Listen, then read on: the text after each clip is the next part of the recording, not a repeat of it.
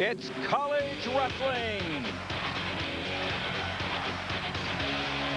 Today from Carver-Hawkeye Arena in Iowa City, Iowa, Iowa Public Television presents an intrastate showdown between the 4th-ranked Iowa State Cyclones and the 6th-ranked Iowa Hawkeyes.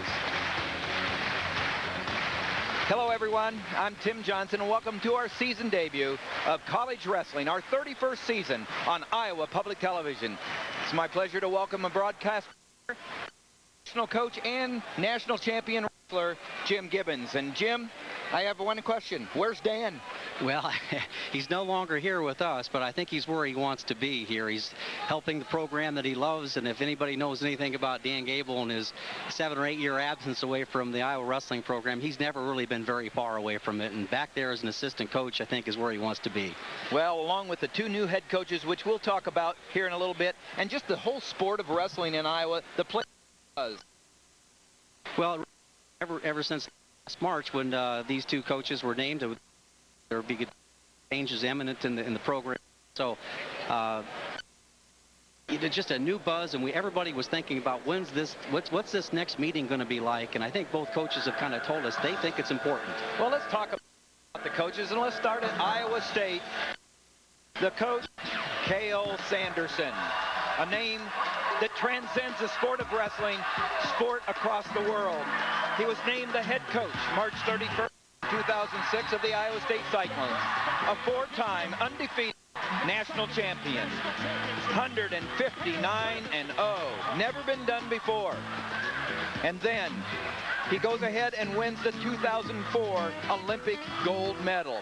And for the past couple of years, he's been the assistant coach for Bobby Douglas, and now the head coach, Cael Sanderson. What do you have to say about it? He jumps right into the coach profession, which is going to be a challenge for him. But as far as a competitor goes, you can't get a guy who's competed at any higher level than Cael Sanderson and done it any better. He's the icon now of that Iowa State wrestling program. Well, he has 3 All-Americans on his lineup this year. Yes, he does. He has the Paulson brothers, both Trent and Travis are back, both 2-time All-Americans, and also Kurt Bacchus, who was a place winner 2 years ago, actually almost 3 years ago, and coming back at 197. Well, let's talk about the Iowa program, led by their icon, 3-time NCAA champion, Tom Brands. Tom Brands is a 4-time All-American, as we said, a 3-time NCAA champion, and he's entering the arena right now, as you can hear from this tremendous crowd, a world champion and Olympic gold medalist in Atlanta in 1996. And now the past 12 years as an assistant coach to Dan Gable, and then the past couple of years he's had head coaching experience at Virginia Tech. Tom Brands. Tom Brands, I'll tell you what, they see those pictures, the fans see those pictures of Tom Brands, the wrestler out there, and boy, don't they want those days to come back here with that intense style here. And I think that's what Tom's looking to bring. He knows it's going to take time. He's got great help and good talent. I think everything's been positive. He's really brought that Iowa wrestling community together. Well, the Iowa team has 3 All-Americans as well coming back. Yes, they do. Sercis and Luedke and Mark Perry. Probably one of the more talented wrestlers in the country at any weight class. Their captain and their leader, and in a big match today with the only matchup we'll see between returning All-Americans and Travis Paulson and Mark Perry, so a chance for him to show leadership again. Well, I want to hear, Jim Gibbons, of all the Iowa State meets that you've been involved in, and what a great atmosphere. What do you think about today's meet? Well, I just have that sneaking suspicion here, since we don't have guys that have a lot of credentials come back, or a number of them here. One of these guys they're going to be known for something they do here today. It's a career builder here. This is an opportunity for somebody who may not have the best career, but ends up having a great match in this match, and it's not like we haven't seen that before. Well, and we don't have to go very far back when Nick Castellano had the big fall to bring Iowa State out and win for the first time in 30-some matches, 30-some meets with Iowa State. And then who will ever forget Dave Ausenbaugh or Brooks Simpson? Great matches in the past, guys that didn't necessarily go on to have stellar careers, but made their mark in this meet. And both coaches have said, which I love, hey, these guys are on scholarship here. This Iowa State is an important thing. We can talk about March all I want, but it's not March. Right. All right, it's December, and it's Iowa State, and both coaches are out there wanting to get the most out of their athletes at this match. I think it's great. And it's a year's worth of bragging rights as well. Absolutely right. And that goes a long ways when it comes to recruiting and everything else that it takes to build your program. Well, let's take a look at tonight's matchups. And we start off with a feature match. 165. Travis Paulson and Mark Perry. Number 2, number 4. It should be a really good one. 174, Luedke versus Bertolone. 184, Ketty versus Varner. 197, Bacchus, as you talked about, Erickson.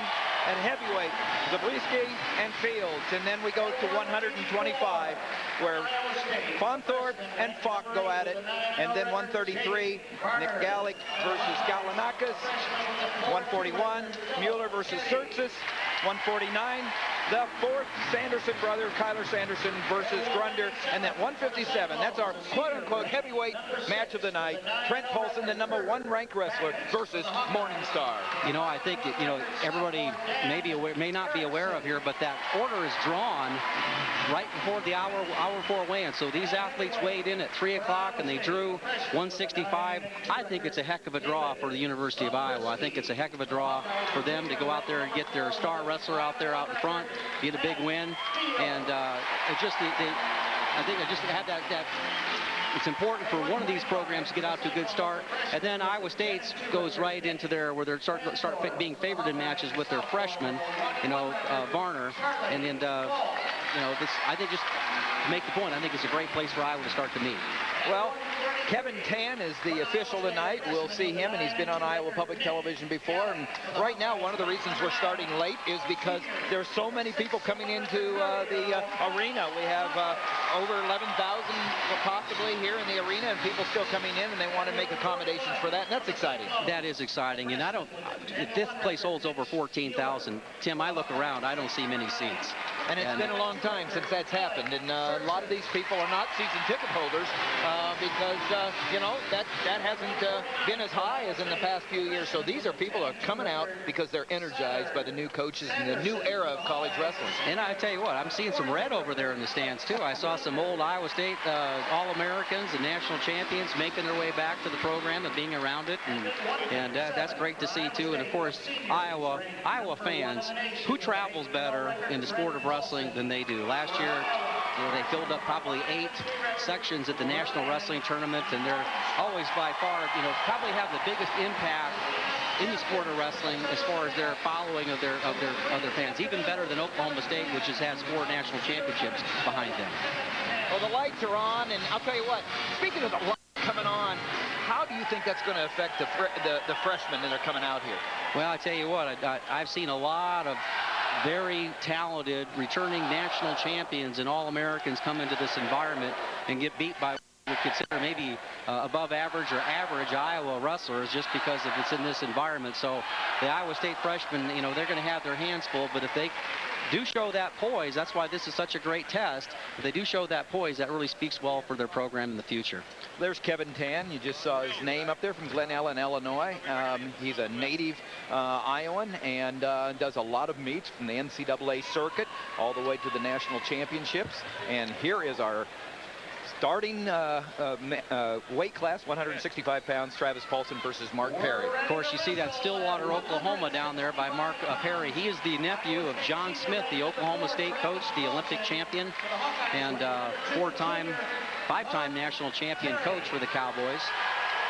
Made his way all the way up to here, and he's got some pretty tough younger brothers too, Tim, that are, that'll be, I'm sure the recruiting wars will be on for them, but got a young brother named Chris Perry that his dad told me today he got a recruiting letter from both Iowa schools for football.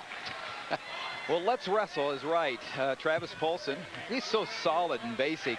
I think he is a formidable opponent for Perry, who is really the opposite. He's unorthodox, wouldn't you say, well, Perry?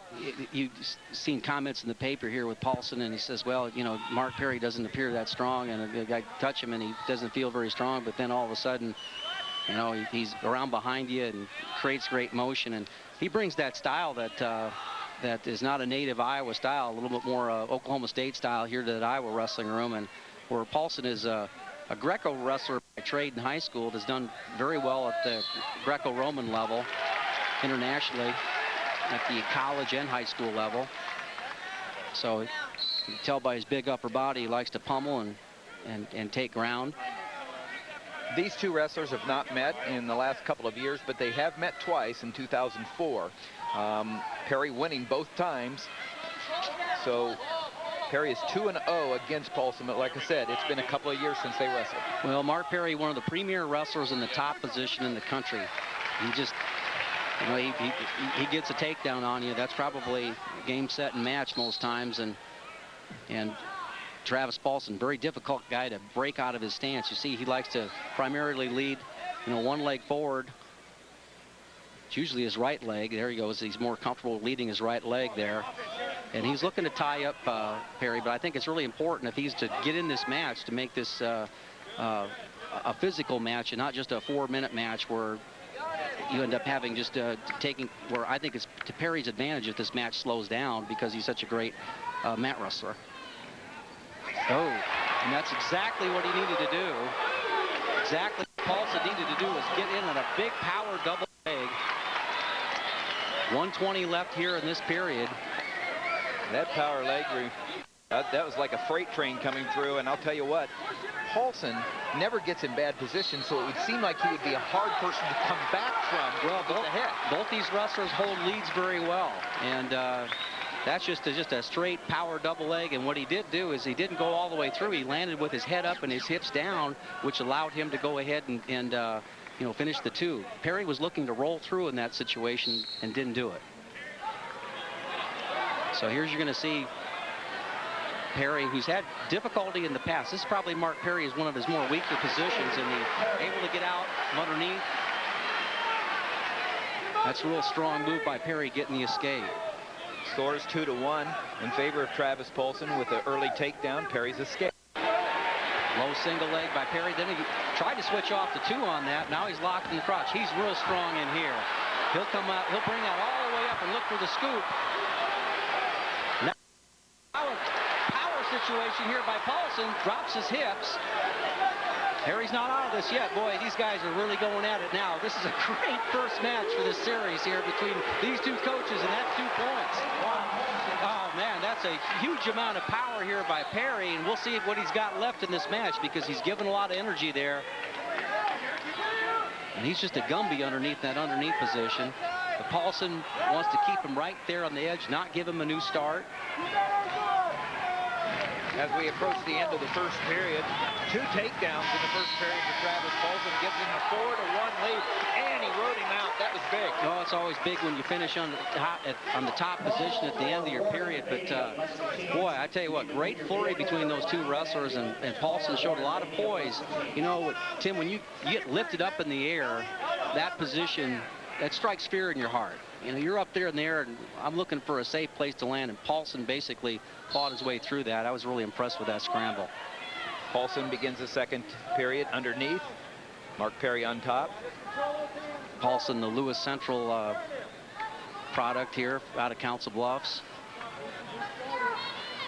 Here you see Perry looking for that cradle type action. He's got that leg in. So tough in here. And that's a quick stalemate there by referee Kevin Tan, because Mark Perry in that top position, he's probably pinned 16 or 17 opponents last year in a kind of an injury-shortened season last year. He's turned most of the wrestlers he's wrestled this year, so he wants to have time to work up there. And this is a tough situation here. Both legs in.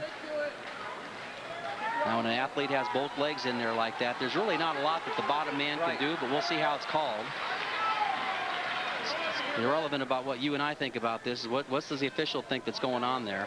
Well, the one thing that is relevant is we know that if Paulson has to keep his head up and keep coming up, he can't put the head down on the mat. And Perry is doing an excellent job.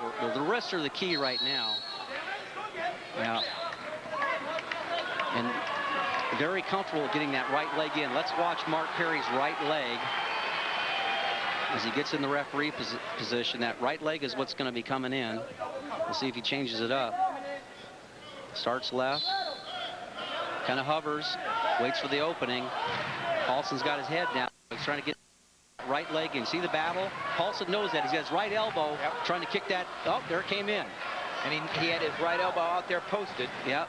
and Paulson's using a lot of strength in here, but right now he's in a kind of a fetal position. No harm right now for anybody. Yeah. But the thing is, it's the advantage here for Perry. He's gotten Paulson's knees away from his chest. Now his knees come back up to his chest. Now he's got Perry a little bit of trouble. Mark Perry's awful comfortable in here. He's trying, Paulson's trying to shake Perry off here, but like he says, he feels like he's wrestling a rubber band. Paulson says about Perry. He feels like when he grabs him, he's not grabbing anything because this is where he unorthodox. This is where he has a differing opinion on how strong he is. Mark Perry is an animal in this top position, but Paulson's done a good job of neutralizing it with a 4-1 lead. That's it. So Perry rides Paulson out in that second period. The score still remains Paulson from Iowa State 4, Perry from Iowa 1. We enter the third period. Perry will go down. Paulson comes on top. You're looking at Brands there on the right. Critical situation here, Tim. Perry has 1:12 of riding time. So in order for Paulson to cut that, he has to cut this down to 1:48 in the match in the clock that you see on your upper right-hand corner there. So he's got to be offensive and not just give up the easy escape like he did earlier. Now he doesn't put the legs in. He just comes to a crab ride, and he's got what he wants right now as far as cutting the riding time. Now he's trying to make Mark Perry work to come out. Now he's getting what he wants from the referee, not saying that Perry is out yet. Yeah, and he's not saying that Paulson's stalling either, which he's not really doing a very good job of coming up. Perry forcing the action. This could be interesting here. That's a good stalling call. That's a great call right there. Paulson comes in on the bear hug, and they free up. Now, the risk reward there, Paulson really didn't get much for his additional seconds of riding time, and he gave up a stall warning there. I think that one of the things about coaching here, Tim, is that you have no opportunity to get into your athlete's head with this crowd. They can't even hear you yell. No, they're out there. That's where the preparation comes in. You're listening to the expert commentary of Jim Gibbons, national champion wrestler and national champion coach at Iowa State. I'm Tim Johnson, and we're in the first match of the big meet, Iowa State. Well, I tell you what, Paulson controlling the ties. I wouldn't be surprised to see him come in on one shot right here. He's got time to be able to go ahead and do that. And then Perry, excellent duck under wrestler. There it is right there, duck under to a single leg shot. All right, now he's trying to step around. This is where Paulson was effective in the first period. Coming all the way up. Look at that scramble. Boy, that's great. That's great wrestling. 30 seconds left. Now even if Perry were to score, Paulson looking for stalemate. Perry trying to roll around, getting the two. Even if Perry were to score a takedown here, there will be no change in riding time. No points. Good scramble. No.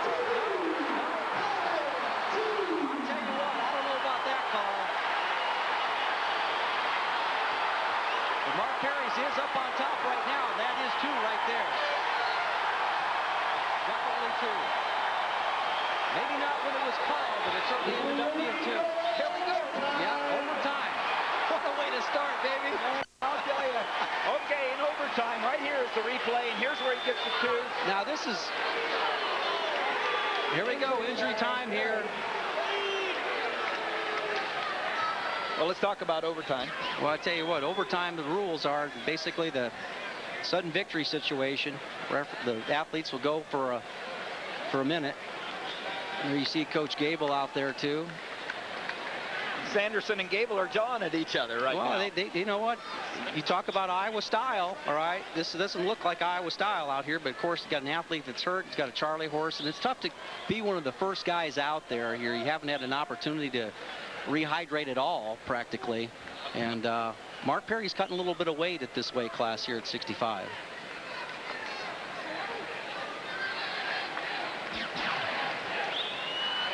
They'll put a minute up on the clock. What a scramble. Right here. Now, the referee called two right there, and that is not two. But later on, see how that leg gets hooked up over? I think that ended up becoming two a little bit later, but certainly not two when he called it. We've got a minute on the scoreboard. We'll go in, and if either wrestler scores at all in this minute, the match is over. If not, they'll go to the up and down position, and we'll talk to you about that then. So it's sudden victory right now. So score wins it. Again, Mark Perry down a weight class from last year. We'll see if that'll affect him here conditioning-wise. We've already seen he's had a cramp. Yeah, he's gotten a couple of minutes of rest. That's for sure. And if you're Travis Paulson, you want to get back on your shot. This is sudden death overtime. I think the coaching staff at Iowa State, everybody off their chair there. Again, who's gonna go for it? Here's gonna take that shot. There's that beautiful duck under shot here. Now, tell you what, that same situation here. We had the leg hooked up. Nothing yet. 30 seconds left. I tell you what, almost identical situation. Mark Perry coming through with the scramble. He's going to get the 2 points. I tell you what, I like that. From the standpoint of the guy who took the shot, took the risk, he wins. The winner, Mark Perry, in sudden victory overtime.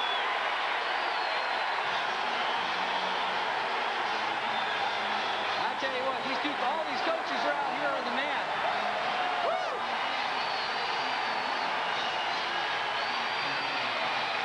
Well, what they're saying is Mark Perry was not injured. That's what the coaches are talking about. I'm not saying it is, but they're mad. They were saying he took a break, and it was deliberate. That's what they're saying. If it is, it was not Iowa-style wrestling. Right. And that's right. They said, don't give us this Iowa-style stuff if you're going to go do that. That's right. I mean,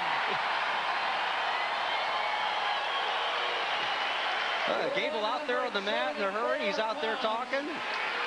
3-0 now, Iowa over Iowa State. He's talking to former assistant Tim Hartung. Tim Hartung was over here last year, so I tell you what, great match though. It was great way to bring in the new era of college wrestling in Iowa. And now we're looking at junior Dave Bertolone from Mount Pleasant, Ohio.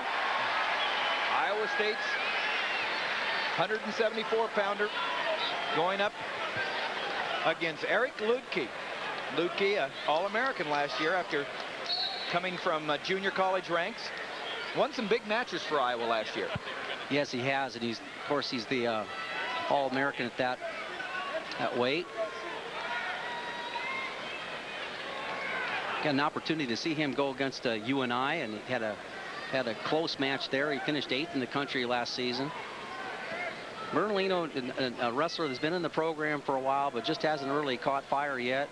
Maybe might have some talent. We've seen him on public television before, but you know, Luedke really came on last year for Iowa at the National Wrestling Tournament here, placing 8th. I mean, well, you know, we talk about, you know, March being where he just had a mediocre year, but he won some big matches, and then he became an All-American. So he wrestled at the right time. Yeah, he did, and I tell you what, I mean, this Iowa program, they finished 4th last year. Not a lot of people gave them much credit for really how they finished at the end of the year. Got mixed up in the coaching change, but maybe a poor regular season, but the tournament, they wrestled well for their talent level that they brought to the tournament. I think that's what the issues have been, is that they want to get more talented. Luedke from Iowa, from Colby, Kansas, Colby Community College, and last year as a junior, as we talked about, All-American for the Hawkeyes, placing 8th at 165 pounds. Now he's up the weight. He and Mark Perry have traded weight classes. Yep. Just a single leg shot there, not much of a setup. Luedke just double underhook there, stalemate position. They'll get a new start. Bertolone, he's a good wrestler. He can scramble, like you said. We've seen him on Iowa public television before, and he's had a chance to win. Sometimes he has faded late, I remember, but maybe that was a weight thing, and now he's up to 164. And I mean, he beat some good wrestlers last year. He upset Oklahoma's Wes Roberts and had some nice wins. Yes, he has had some nice wins, and of course, the guy in the black is the All-American, and his matches have been kind of the opposite. He's a slow starter and ends up finishing quite a bit stronger. We've seen him, you know, come on in matches and hasn't really, you know, shown the talent he's capable of early. And we're seeing more of that here today. So he has yet to get a shot off.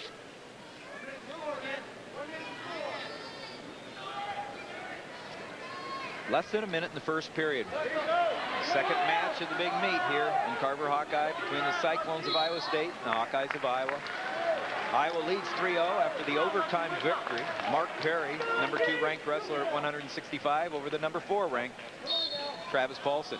How about that start, though? You know, a good, close, competitive match, just like we always used to see. No, nice low single there, but no finish. It's kind of a one-and-done situation. Got his shoelaces flat, so he really doesn't have any intention of driving into the man. But how about that situation?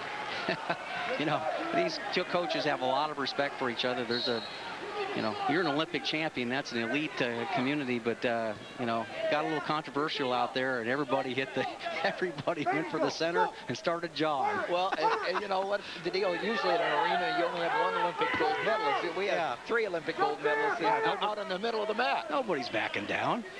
Woo.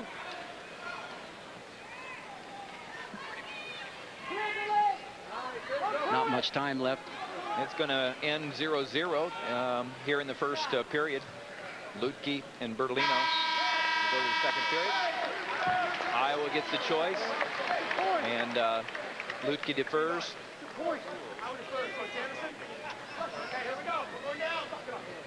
Bertolone chooses down. More correctly, maybe Coach Sanderson chose down for Bertolone. Yeah, I think that's where he wants to be. I've never seen that before where the referee asked the coach, but maybe that's a rule change I'm not aware of.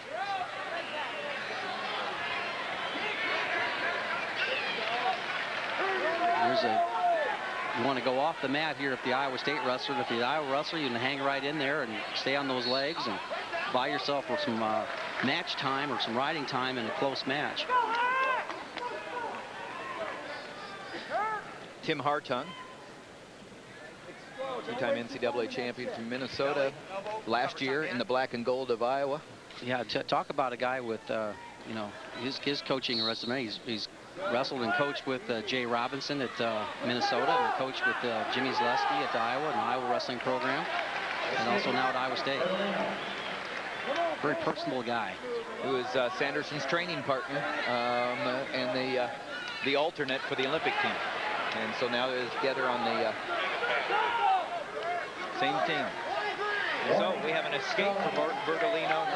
Escape Bertolone, and he also is offensive. Yeah, offensive enough. He dropped his level off of the over and under tie. So training part right there. Sanderson, Hartung. Bertolone just really, yeah, there's the first time we've seen anybody get an angle. All right. There's a takedown. That's a big takedown right there up against the All-American. Of course, Luedke comes right back. All right. 56 seconds left. That's important escape for Luedke to get. Makes the score 3-1. An escape by Bertolone in this period. A stall warning against the Iowa wrestler Luedke. Then a takedown for Bertolone. Then an escape. Well, here's a scramble situation that Bertolone has just kind of put himself in. A nice shot here, a nice finish. All he has to do is pop his head up. If he pops his head up, he scores. They gave back points on that. That's, you know, after they gave the... Oh, I don't know. That was quick.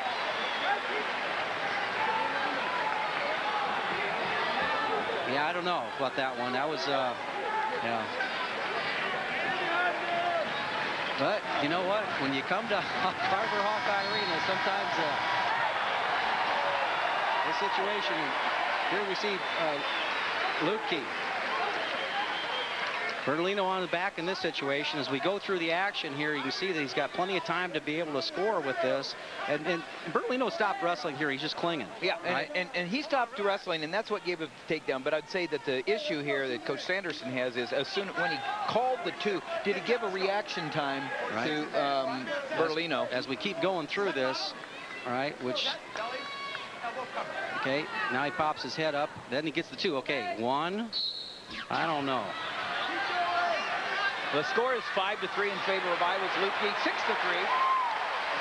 So Bertolone's got to get on the offense right now.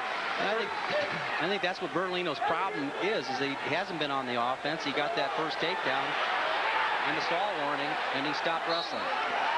Whereas we talked about earlier in this match where Luedke is the type of guy who gets stronger and stronger as the match goes on. And we've seen Bertolone fade. Yes, we have, and that's been a theme. I got my one takedown. I'm going to stop wrestling, try to win 3-2, and you just can't do this at this league, this level, in front of this crowd. Crowd's going to expect more. The rivalry expects more of you than that. Less than a minute and a half left in the last period of this match at 174 pounds. The score is Iowa 3, Iowa State 0 after Perry's win over Paulson at 165, and now at 174 the Iowa wrestler is leading 6-3. Luedke over Bertolone with a little over a minute left. The aggressor being Luedke right now. Yeah, and you'd expect that. He just marches into you. There's only one time where an athlete was able to get to the corner, and that was Bertolone on a single leg shot to Luedke's lead leg, his left leg. The 6-3 lead, Luedke doesn't have to necessarily go after him the way he did before, but are you thinking bonus points for your team? This is a chance for you to open it up and be a hero here.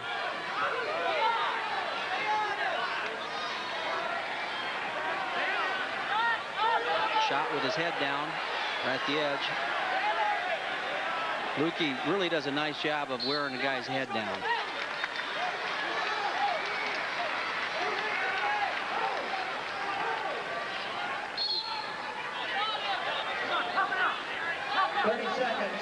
There's not enough horsepower there left. Well, it's just one and done. All right, you're one. You get to the angle. Actually, you make your shot, and your shoelaces are flat. And you can't. There's nothing else left. You got to continue to drive with your legs. Well, this is why Luedke is an All-American. He's a plugger. He keeps coming after you. Yeah. And like you said, he's won some big matches before. And this is a big. I don't understand that call. That'd be a makeup call. Yeah, those back points, but Luedke did a nice job there. Constantly got stronger during the course of the match. Yeah, he did. And came from behind. And I think, you know, it was so important in that match. Once he got taken down, immediately came back with the escape, and I think that just set the tone for the rest of the match. I agree with you, Jim. Eric Luedke, a great victory here for him. 6-4 takes the Hawkeyes to a 6-0 lead. Not unexpected. They certainly were expected to be ahead 6-0 after the first two matches.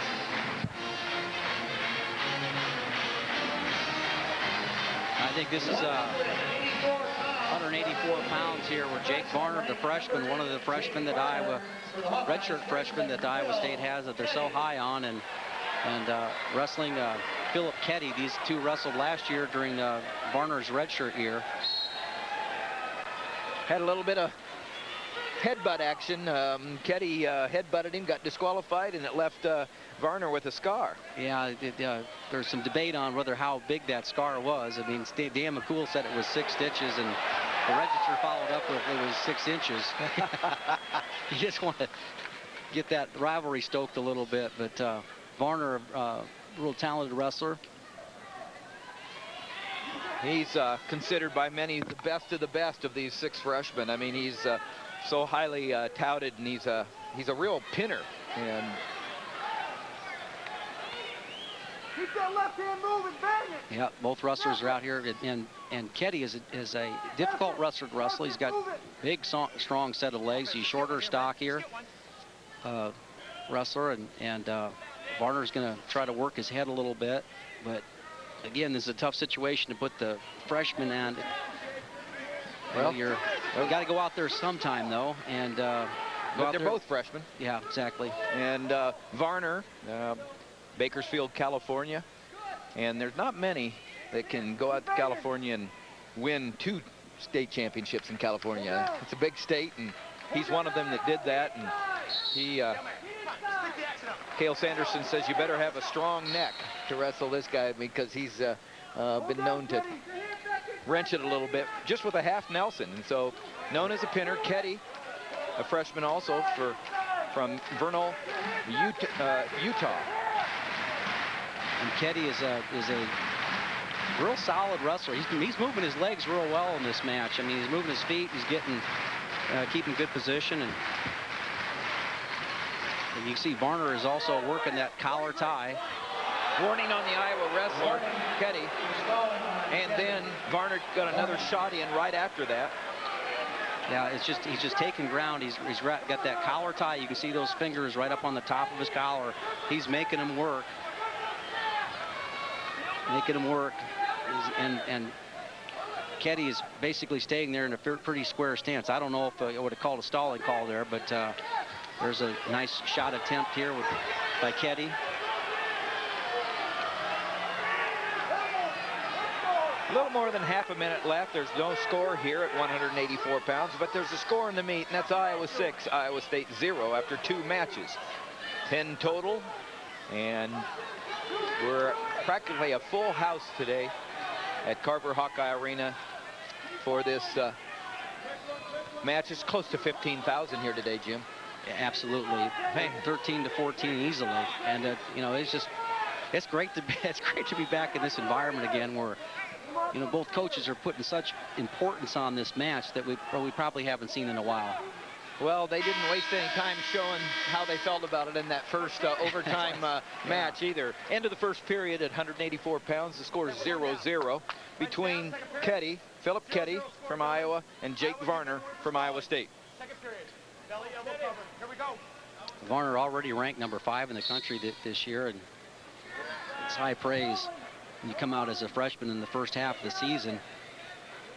Usually don't get anything like that until after the Midlands. Yeah, exactly. Escape for Varner. He leads now 1-0 with that escape. The Iowa wrestler Philip Ketty has been warned for stalling as well. Yeah, this is an opportunity for Ketty here to take this match over. He's got to be offensive, I think, because... You mean Varner? No, for Ketty. Ketty's got to go after him here because this match is on his feet. He's got a minute and a half left because if he goes in the down position, that's one of Varner's strengths. Exactly, good point. And that's what you see him answering the call. He dropped his level. There's another drop. Reshot here by Varner. All right, that's what you see, that situation there. I really got to tip my hat to Ketty in that situation. He knew what the pressure he was under, and we're going to see a little bit of that right now with Varner in the top position. He tried to create action on his feet. Varner got warned for stalling, came in on a counter shot. Good single leg. Good call, good action here by both wrestlers. I think that's a good judicious use of a stall warning. That's where, you know, that didn't affect anything right there. One guy got warned, the other guy got warned.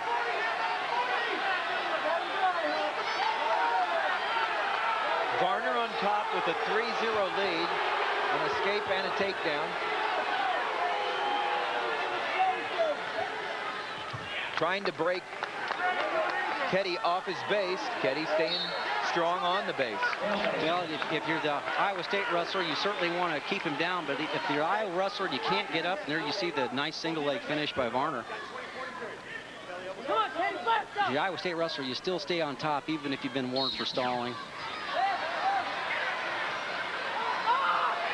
And one thing Ketty cannot do here is just drop his head. If he stays active, maybe he gets a stall warning on Varner. He's not active enough right now to warrant the stall call. So you're saying that Ketty needs to move. Ketty's not moving enough, but neither is Varner. Varner's not moving, but he's just going to cover on him. But I think if Ketty would have moved a little bit more there, he might have got Varner for a stall call. Varner for a stall call, which is just as good as an escape there.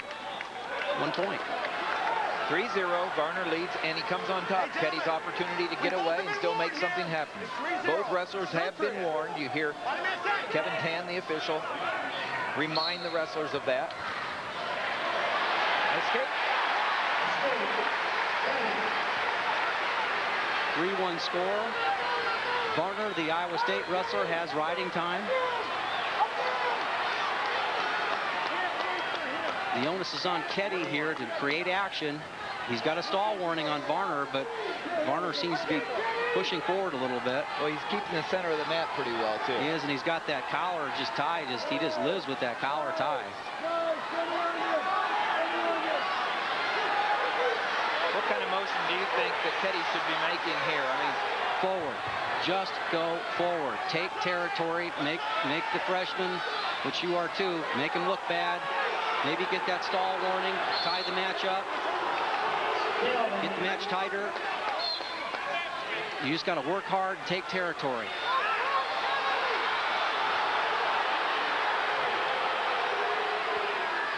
Technically, Varner's got a 4-1 lead. And now it's a 4-2 lead because Varner was just hit with stalling. That's 1 point penalty. And here comes the crowd. And with it, whoa. That's great wrestling right there. That was a great effort by Ketty.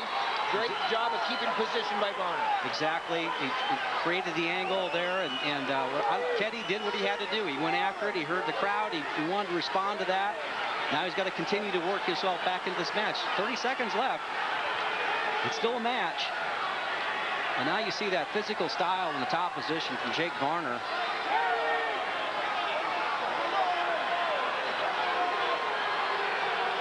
Ketty's not coming up. Got the head stuff. This is a position that Varner wanted to get in a little earlier, but to Ketty's credit, he didn't let him get there. And Varner is going to win 5-2 with riding time 6-2 and took 3 points on the Good battle. Good battle, both wrestlers. It'll be fun to watch these guys develop in their programs. Jake Varner, the winner. You're looking at him, freshman, has already won one in Carver-Hawkeye Arena. He won it, sealed it with this takedown at the end. He just controlled the tie so well, and then had Ketty basically shooting through the tie, could feel it coming all the way, was able to get the angle. Jake Varner puts Iowa State on the board. The score now Iowa 6, Iowa State 3 after 3 matches. Now we head into 197, the 4th match of the meet. And it's again, and the wrestlers are Kurt Bacchus, undefeated for the Iowa State Cyclones, and Dan Erickson, 5-1 record, sophomore. Bacchus, a senior. And this is what Bacchus should be doing, and he has done.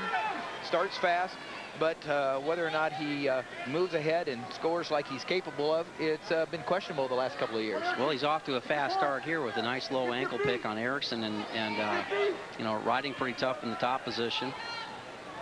You know, this is probably one of the more talented wrestlers that Iowa State has had in years, and you mentioned fast start, Tim. He started off as a, here's that ankle pick. Let's watch this real quick. Comes to the head, comes right to, who does that look like? His coach. Wow. I mean, and I tell you what, you were talking earlier, speaking of his coach, he has been different as a head coach than an assistant coach, just watching him. Yeah, it's his game, his deal right now. You know, he gets to set the agenda, and I think that's nice shot by Erickson coming through. Wrestling here by Erickson, got caught Bacchus, and you know, walking right into him. And there's what we're talking about. He's a senior, a 5th-year senior. How do you let that happen? Well, you just dropped right into it, and he hasn't wrestled a whole bunch of 97-pounders yet. There's a different level of strength there, and he's an 84-pounder that's moving up. Of course, making room for Varner. They're a stronger team with Kurt Bacchus up at 97.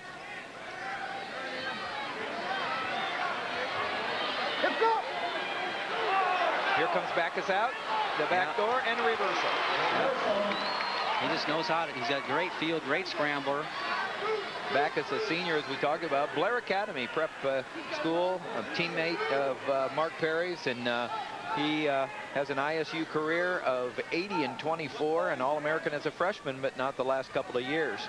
He's again, he was this #2 seed his sophomore year, the #7 seed his junior year, and walked away from that tournament not placing. And I think that's going to be a real challenge for the coaching staff here to keep him up, keep him going, and you know, there's a lot of stuff he's left on the table. And he's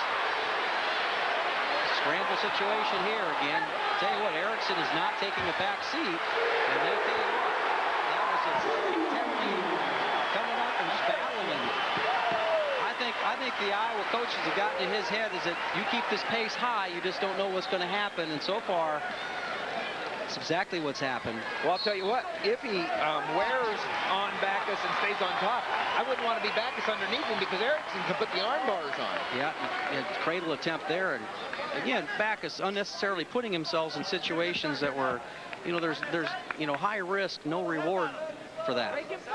Well, Erickson not maybe the talent that Bacchus is or yet has shown it, but he's got a gas tank, he's tough on top, and he's showing right now that he knows what it means to perform at a high level here at Carver-Hawkeye. Well, this would be huge for the Hawkeyes if he walks away from this match winning it.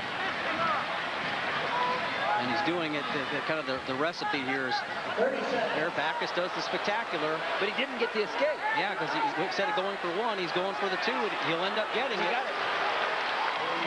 See, Bacchus, Jim, tell me, Bacchus in his mind needs to say, this can't happen. I have to win this match. Yeah, well, he's thinking, I don't know what he's thinking, all right? But I have to guess, I got 14,000 people. Let's show you how many flashy things I can do here. And it's 6-6 at the end of the first period. Very active first period between Bacchus and Erickson. He'll turn his young coach into an old coach real quick. That keeps up. Erickson, sophomore from Eagle, Idaho, Eagle High School.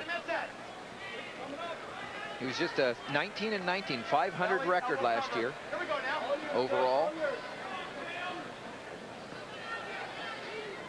Big opportunity here in front of the home crowd for Dan Erickson.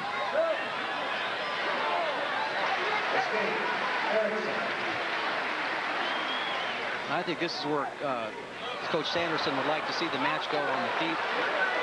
He's got that ankle pick, and Erickson did a nice job. Looks like he was caught. Iowa wrestler looked like he was caught there on that ankle pick and did a nice job of working out of that. Erickson's got a little bounce in his step. Yes, he does. And like I said, we've seen him wrestle, and we know one thing. He's got a gas tank on him, meaning he doesn't tire. He'll keep coming at you. Well, this would be a huge win for the Hawkeyes if he could pull something off here. And just like the last match, you see the Iowa State wrestlers really going heavy to the head. See, working that down, that's the Iowa State wrestler doing that, creating that action.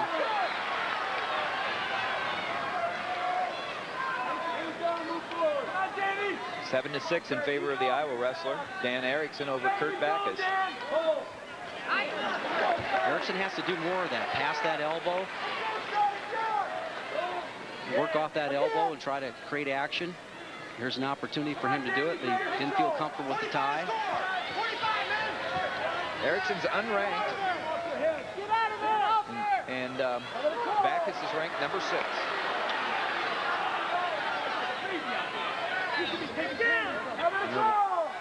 Snap situation here. There's a lot.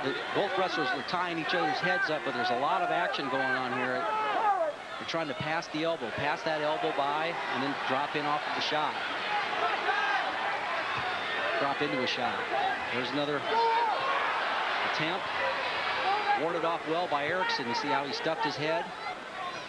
Time running down in the second period. The score 7 to 6. It was tied going into this period, and Erickson got an escape. Now Bacchus will have his opportunity to go down. Where you going, buddy? Hey, here we go. Riding time not really a factor. Okay, gentlemen. 7-6 here. Third period, gentlemen. Here we go now. 2 hard minutes. Bottom man set. Set bottom. Cover time, man.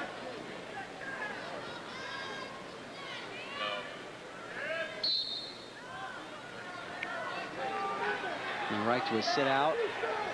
Erickson riding pretty hard. Now a chance to peel hands. Keep working. Come on, man. Keep wrestling here. Stop time.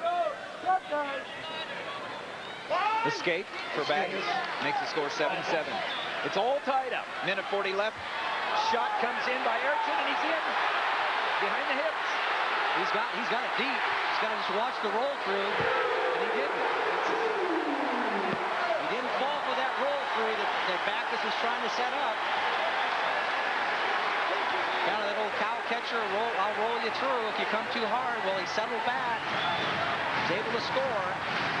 Riding time not really a factor at this stage, but he's going to try to keep him down as long as he can in this situation. Well, this is just a huge, huge match. Here's the double leg. Now watch. Bacchus tries to throw his feet into him. Watch his feet get close. Now he tries to roll through.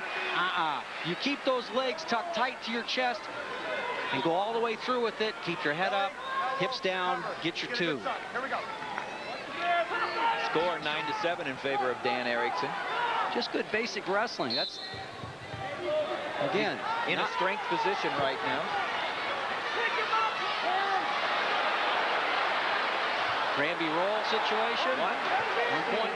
Plenty of time in this match. 9-8 score. Good action. Well, now, come on. Bacchus needs to draw upon 5 years in the Iowa State wrestling room for this moment right here. Well,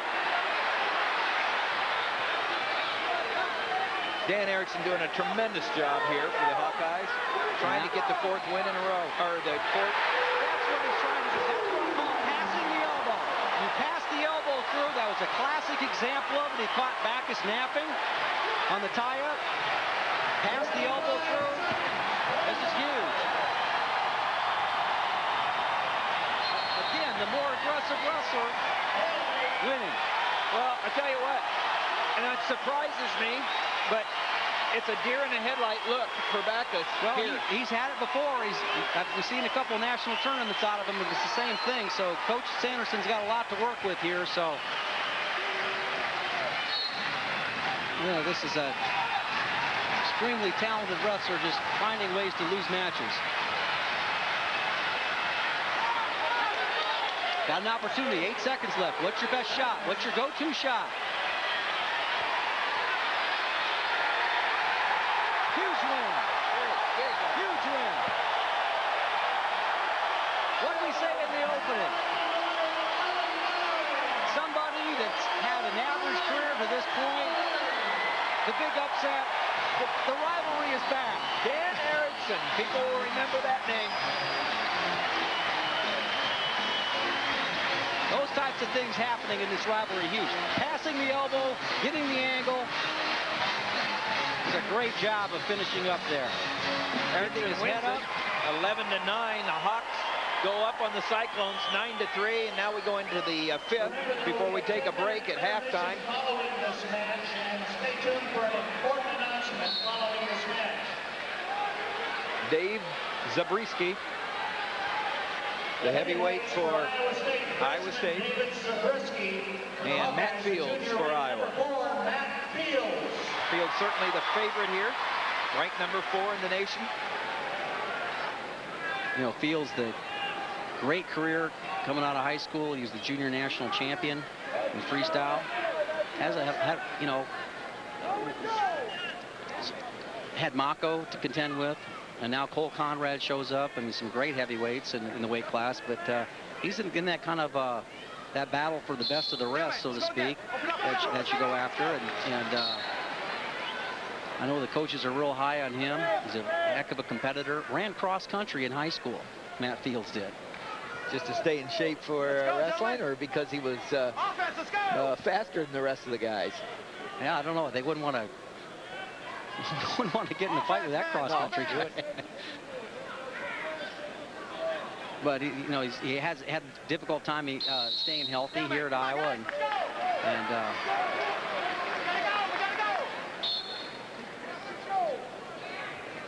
nice single leg here by Fields, and he steps up. Good low finish here, comes around the waist. No points yet. Right here. Nice job by Zabriskie here. No points yet. I thought he scored there, but he's got to cut off somehow. There he goes. Cuts the corner.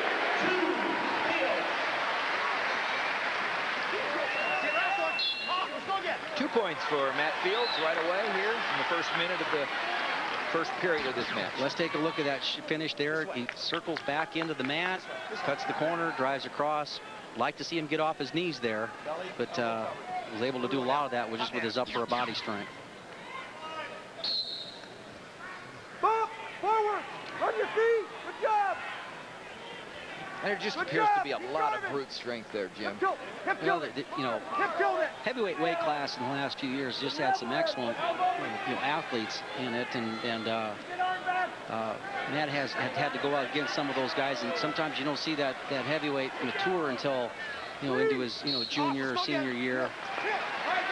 But you're right, he does look like he's got quite a bit more horsepower at this stage. That's we were just looking at the Sanderson brothers. Cody Sanderson to Cael's right on the picture that you just saw was a 2-time NCAA runner-up for the Cyclones, and now the associate head coach with his brother.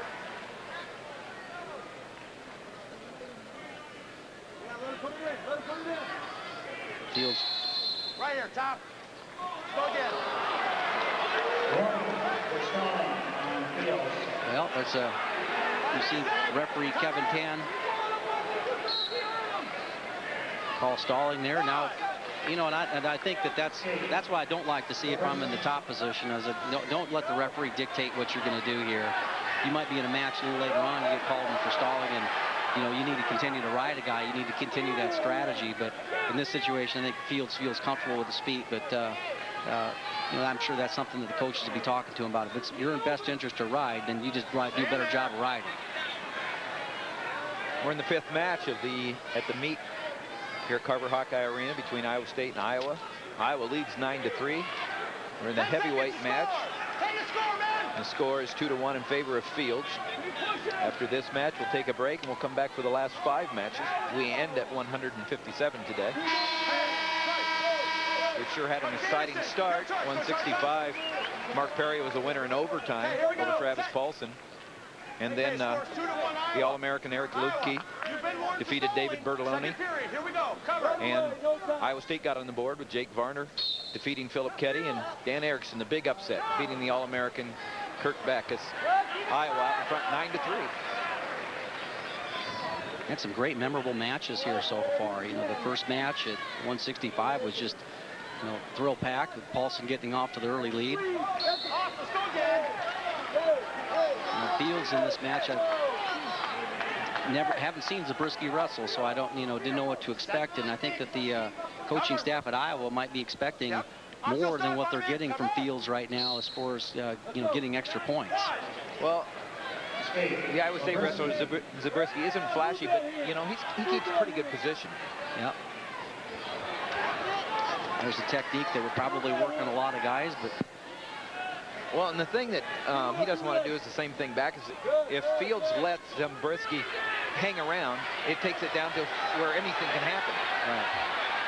Zabriskie on the edge. Fields basically countering or going with his upper body. The thing about Zabriskie, he looks like he's a gamer. I mean, he knows why he's out there. He's out there to try to win. Tim, he was controlling the tie in that situation, and Fields just shot through it. I mean, there's not much you can do when the guy, you know, breaks through your best tie. You see right here, Zabriskie has for Iowa State has a collar tie to the side that Fields likes to shoot his single. And Fields will, more than likely, when he goes after it, shoot right through that collar tie. 50 to score, man, 50 to score. Which generally doesn't happen. That's the strength I was talking about, but you put it, the speed that Fields has at heavyweight, and it's what makes him the #4 ranked heavyweight. Now, I think, again, the crowd expecting more here. Looking at the size mismatch, the strength mismatch. This is kind of where you mentioned Zabriskie being a gamer. He dropped in on a shot because that was the right thing to do off of that action. And Fields, having been warned for stalling, not a bad strategy by Zabriskie to keep the attack on. As you said, keep pushing him forward. Move forward. Another shot. And I think he's got the official thinking about it. Yeah, he does. Well, he's got Fields thinking about just holding position right now as opposed to putting more of a lead up. 4-3 Iowa. Iowa, you've been warned for stalling. 3rd period, here we go.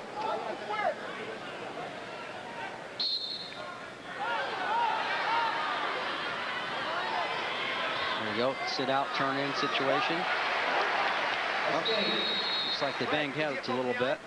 Speaking of heavyweights, one of the assistant coaches in Iowa, Wes Hand, former wrestler for the Hawkeyes, and I see his responsibility. It's to keep the other coaches out of the middle of the mat during the matches. Yeah, he's the get-back coach. He is the get-back coach. There is no question. I've been watching him. He's doing a good job.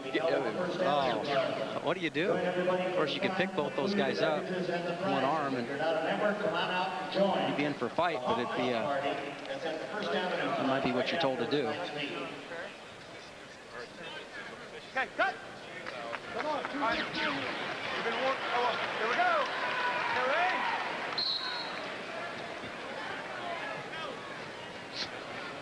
Zabriskie been pretty impressive here with his, just hand fighting. And again, a match where he's been the underdog, and we'll see what Fields does here. I think this is an opportunity for this crowd to get involved. You hear them, they want their guy to do a little bit more than what they've seen out there so far.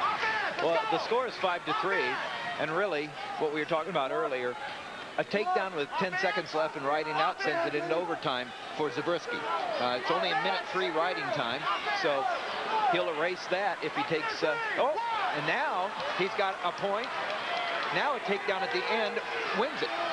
Yes, it seems like a long ways away, but you're right, exactly right. I mean, he's in the position to win this match. He's where Erickson was in the last match. He was in a position to win it, and he won it in a match he shouldn't have won. Obviously, Fields should have this in great control, but he does not. No easy wins in this so far. Here's a situation for him to go, and he didn't go. It looked like he had the tie he wanted, but he didn't fire off. So there's another situation where, Zabriskie is legitimately lowering his level and making an effort to score. He did exactly what he needs to do. He's getting the benefit of the doubt here. He got the benefit of the doubt there. Yeah. I like that. It was a good call. But now it's a situation where Matt Fields leading 5-4 with riding time. Where's your go-to shot? It's like picking up a tree trunk right there, but he's not getting the style points he needs in front of a statewide audience that we'd like to see.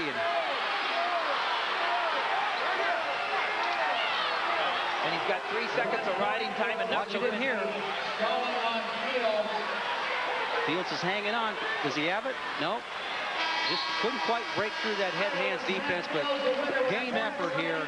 It was by Zabriskie, but Fields wins 6-5 with riding time. Got a riding time point.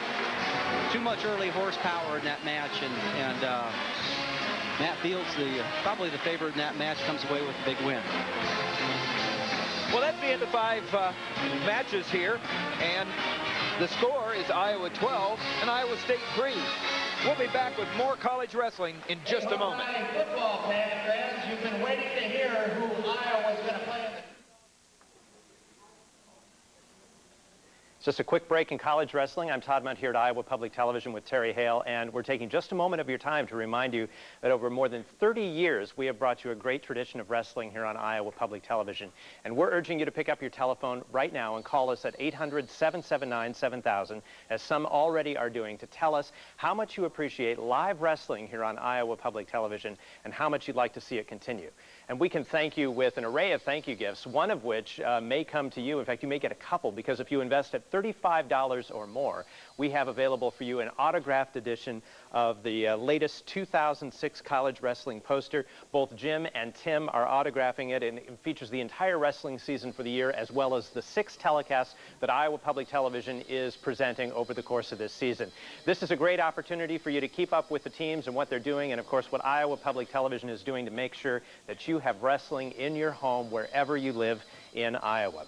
We have other great thank you gifts too, and at $50, not only will you get that autographed edition of the poster, but we'll also offer you the latest edition of the college wrestling mug. It's black, it's beautiful, it has a college wrestling logo on it.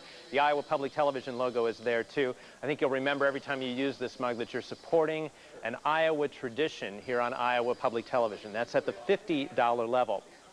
If you can afford to invest just a bit more, $60, we have the college wrestling cap.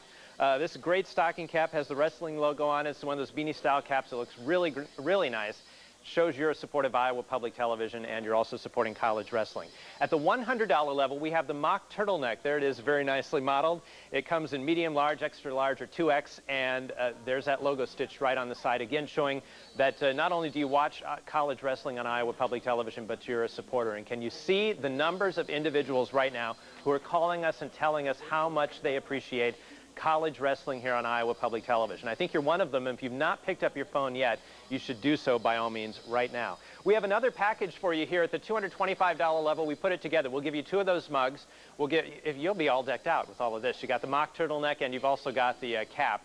All of that comes to you for a $225 investment. Remember, these are thank you gifts, but you're doing 2 very important things right now. You're telling us how much you appreciate college wrestling on Iowa Public Television, and your dollars are making it possible for us to continue to bring it to you right here on Iowa's network. By all means, give us a call right now. Let's go over to Terry Hale, who has a special guest in the studio with us this afternoon. Terry? Well, the phones are exploding. The college wrestlers are calling in. We're going to head back to Iowa City now. And Jim and Tim, let's see what you can do to keep these phones coming in.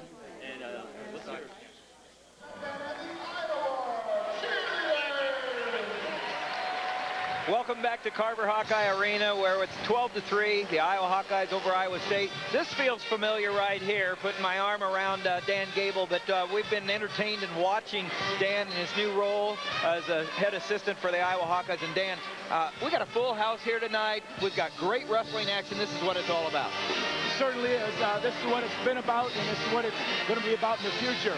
Yeah, I was supposed to be staying low-key over there, but somehow I got a little bit out of control. Maybe I should go back here, because this is fun here too, but that's tough over there. You be the same way over here. Don't kid us. Yeah. Well, I mean, Dan, we know you got to get back and give your wisdom to the team the whole bit, but this is what it's about. Iowa Public Television, what it's all about. And this year, this time of the year, every year, we get a chance to tell the people how they can pledge and help us. It's important, isn't it?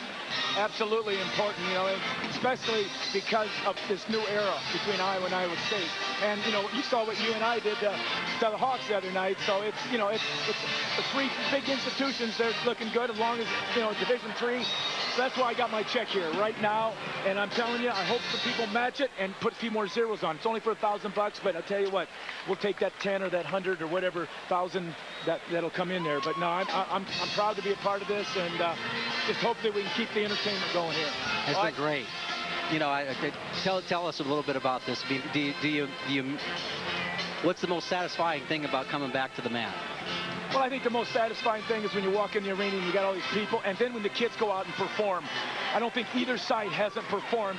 There's been some butterflies and some kids maybe getting tired too quick, whether it's the 1 hour weigh-in or you just not being nutrition or just the atmosphere, but that's what it's all about. This prepares you for the end of the season. Right. I'm so glad to see both coaches basically stating that this is an important meet. All right. It makes all the difference in the world. The fans show up and everything else, and these coaches have both stated that, and of course we've been talking about that along.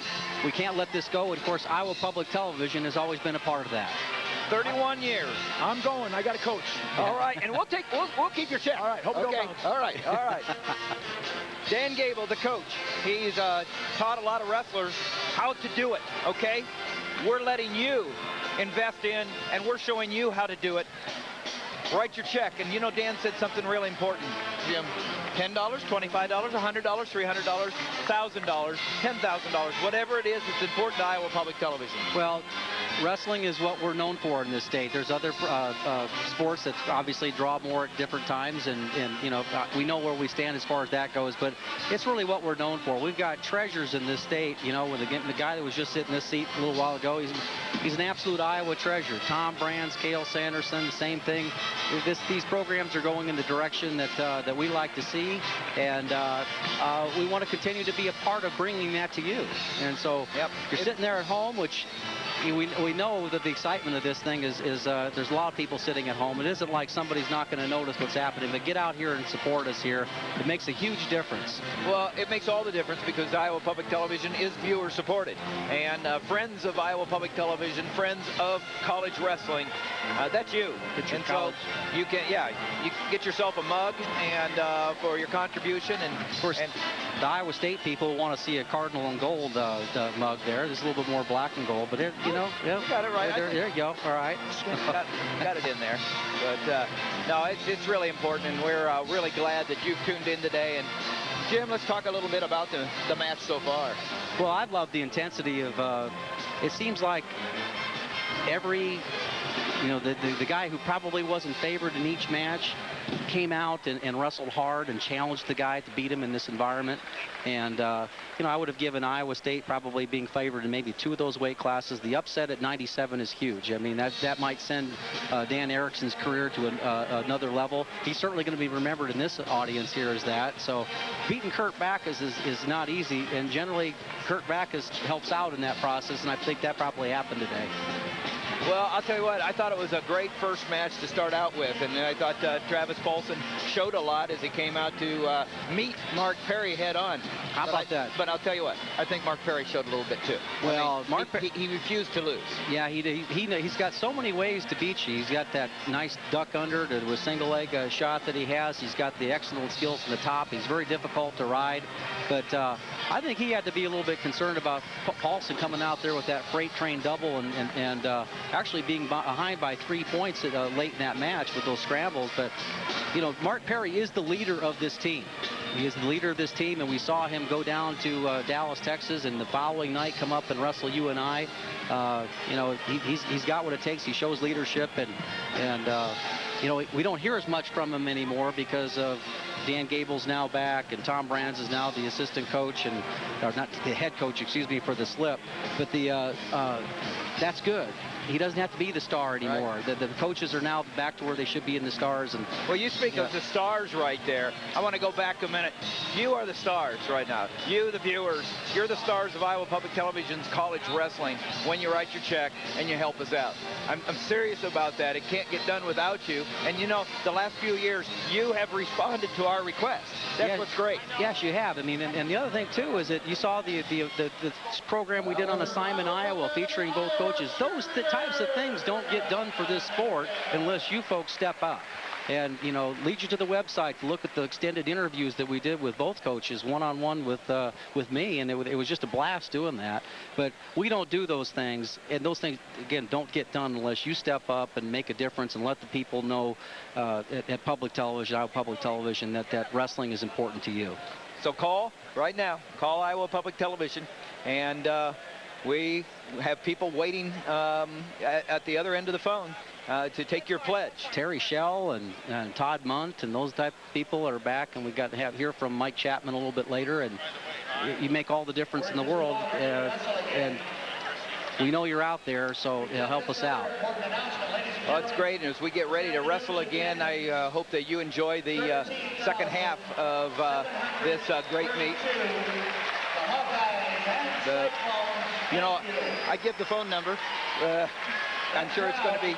It's probably on the bottom of the screen. Right. And so anyway, we've had a big crowd here, over probably close to 15,000 paid or unpaid. The number is 800-779-7000. 800-779-7000, and we're getting ready to wrestle now, and so let's go back to the center of the match. Thanks for your help.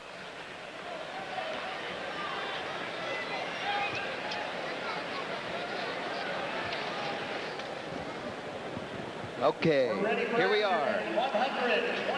125 pounds, Charlie Falk and Nick Fanthorp. Freshman for Iowa State, sophomore, Charlie Falk.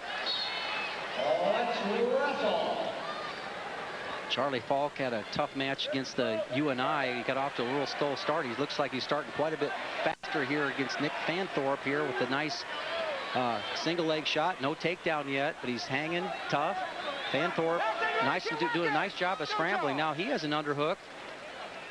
Working with that nice series there. Falk getting off to a little quicker start than we saw when he wrestled Cael Sanderson from Northern Iowa. He lost that match. Back at Carver-Hawkeye Arena, 125 pounds. Good breaks here. Nick Fanthorp, Naperville, Illinois.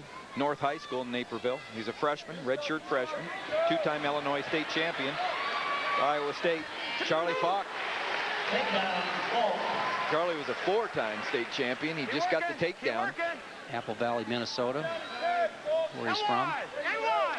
Actually, an Iowa kid that moved up to, he's from Strawberry Point, Iowa, but he did wrestle at Apple Valley, Minnesota. Four-time state champion in Minnesota. Good. 2-1 match score.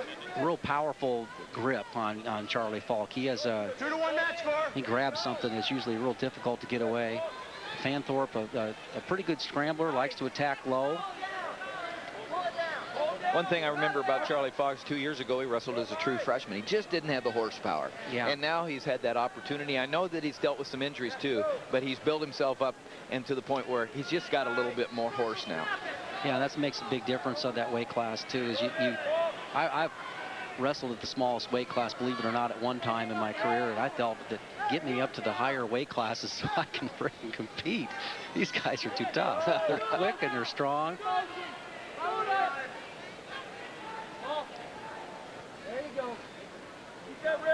Again, he's working off the wrist tie. I mean, he being Charlie Falk. Got double inside tie. Nice single leg attempt by Fanthorp, but again, he's having a hard time finish it because he's got his wrist tied up. Back it up. Good sequence there by Falk. You're looking at Carver-Hawkeye Arena. Tonight's attendance, paid attendance, 13,732. And as Dan Gable was quick to point out in the break, that's paid attendance. And if you've ever been around the Hawkeyes when they're travelers, there's probably 1,000 hangers on. They're probably getting here. Well, I mean, this place is close to full, and it's the 5th largest wrestling crowd in Carver-Hawkeye Arena history, and that's over 20 years. Yeah. 1992, my last year coaching here, they had a 14,000 plus. That was their top crowd. How much? 23? Okay, let's go. Okay. You're looking at Nick Fanthorp there, and now they get ready to wrestle. We've had 5 matches in this meet. Iowa's won 4 of them. They're out in front 12-3. Nice high crotch there by Falk. Fanthorp did a nice job of keeping his head to the inside now. We'll see how he shelved it there. Still does a nice job of keeping the head in the inside. Battle here, Tim, as you look at Falk's left arm. Look at his left arm. He's trying to get all the way across and get to that far ankle if possible, if not the far knee. All right. There's nothing there. Comes around the waist. The waist won't help him out. He's got to get to the far ankle or knee, preferably the ankle, and Fanthorp knows that. I was going to say, Fanthorp does a nice job of knowing his position out there. Yeah, he's a good scrambler. Knowing the time, knowing the position. The score's 2-1 at the end of the first period. Favor of Iowa's Charlie Falk. Falk had, remember earlier in the match, and in that situation right there, Falk had the opportunity to get close to 3 takedowns. Choice here. We're Iowa's choice. Okay. Here we go. Iowa, your choice. Second period. And he's had a hard time, he being Nick Fanthorp, has had a hard time breaking through the Falk's head-hands defense. What are you doing? Defers. Okay, we're going down. Here we go. Green defers. Red down. Second period. Iowa State. Did you get that? He's going down. Here we go, All right. gentlemen. He took the down position, I think. All right. He's good.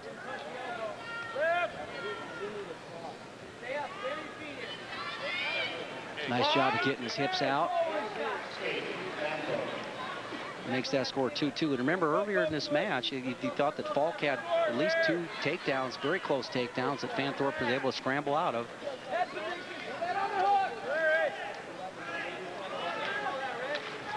Falk tying up that left wrist of his opponent. The Iowa State wrestler having his wrist tied up, and I know he's not comfortable there, but he's not doing necessarily a great job of breaking him free off that. All tied up here, 125 pounds in the middle of the second period of this match at 125 pounds between Fanthorp from Iowa State and Falk from Iowa. Keep wrestling here. Keep wrestling here. Keep wrestling. There you go. Driving through. There you go. Snap again. Minute left. Fanthorp appears to be a little bit busier now with his shot. there's a shot. Falk does an excellent job of cutting the corner. Comes in on a single leg here. And doesn't, nice job. He was able to finish on the edge of the mat that time. Again, like we've seen with a lot of the others, these wrestlers, the action's created and they drop in back on a counter shot, what we call, and they seem to get their best techniques done on counter action. Warning on Charlie Falk after he got the takedown that put him ahead 4-2, but that's for not trying to get him down to the mat, hanging on up there, and so it's a warning, Charlie Falk, for Iowa. We had another break right there, but that was just a good job by Falk of taking advantage of the head to the outside shot, cutting the corner on him, dropping on the ankle, getting the shot. So getting the takedown. A little bit of blood. Iowa, you've been warned. Looking at Cael Sanderson there. Okay, here we go. Come on now, let's go. Start set. 159-0. 31, okay? Four-time NCAA champion, Olympic gold medalist.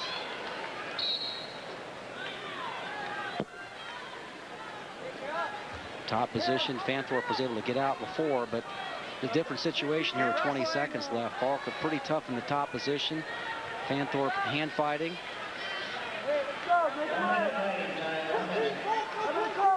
Hand fight. He's not getting his hips out. Iowa wrestler did a nice job of lifting him up, staying with that, keeping his grip locked low around his hips. Right here. Oh boy, that's not to be popular. So that was a stalling against Falk for not taking Fanthorp down to the mat soon enough for the referees. Not a popular call. And so that's 1 point for Iowa State. Scores 4-3, Iowa.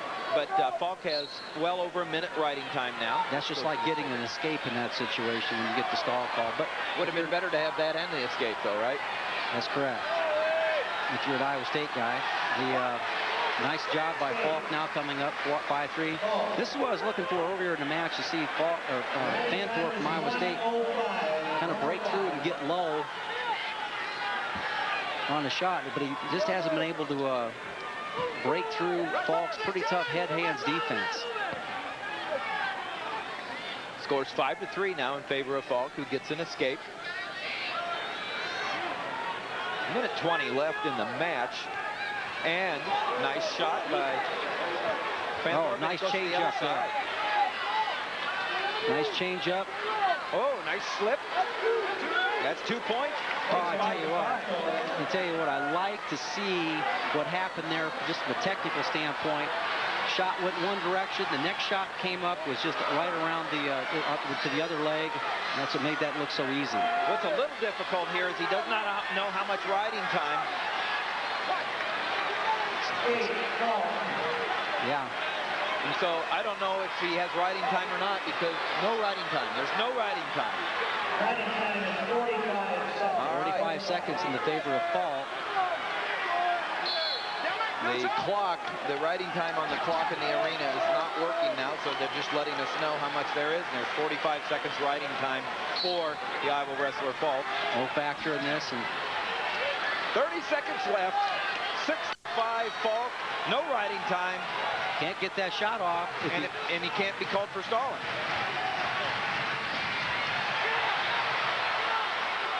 Good action here by Fanthorp. Really coming hard. Really picked up his pace. Falk blocking out right now. Wow.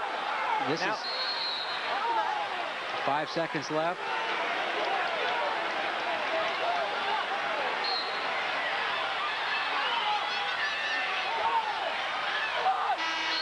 Well, it's good action here by Fanthorp here. Falk holding on. For a win, 6-5, and another 3 points for Iowa. Good match. Good effort. Falk came out fast, but Fanthorp never gave up. And I'll tell you what, he's a good wrestler. Almost won that for the Cyclones. 6-5, the winner, Falk. There you're looking at him right now. Iowa goes up 15-3 as we head to 133 pounds. Well, it's a match where Falk maybe could have put it away in the first period with 3 potential takedowns that were thwarted off by good scrambling, and Fanthorp late in that match was able to break through that head-hands defense and get a few shots off and finish them, which really closed up the match and showed well for himself. Now we have 133, Mario Galanakis from Iowa, senior, versus a freshman, Nick Gallick.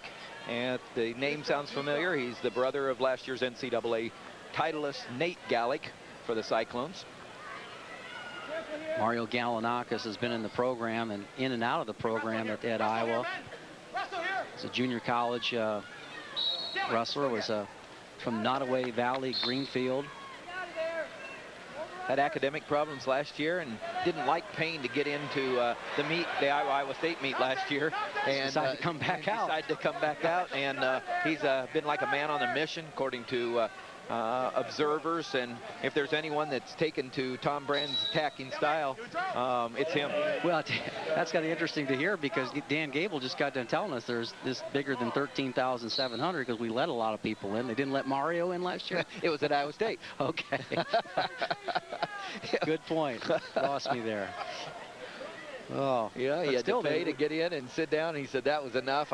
He was on a mission from that point forward to get back on this team and be on the mat. Sure, he had some friends on the squad. Covered him. Oh, nice pick there by Galanakis. This came with the cross ankle pick. 2-0. Galanakis and from Iowa out in front of Gallick from Iowa State.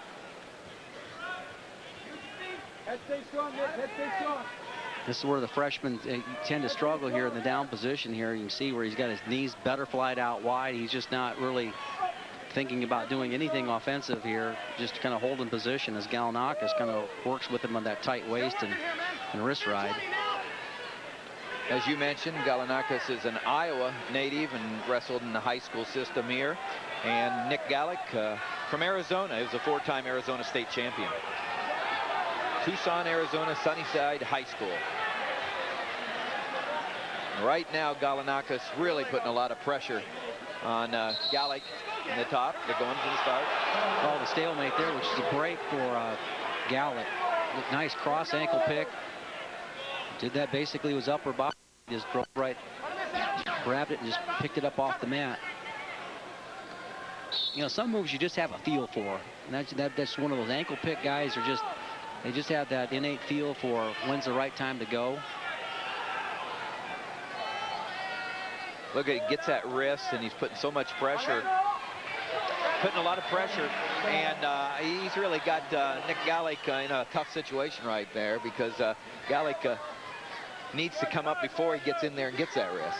It is, and this is one of the tougher positions to teach a young freshman, is to go ahead and deal with that elbow out. You see his left elbow is out and his wrist is in. That's just putting a saddle on yourself right there. If you can't battle in this position, this is one of the basic positions that you have to conquer, because generally you're wrestling against somebody who's much more physical than you and older when you're a freshman. So these weaknesses get exposed.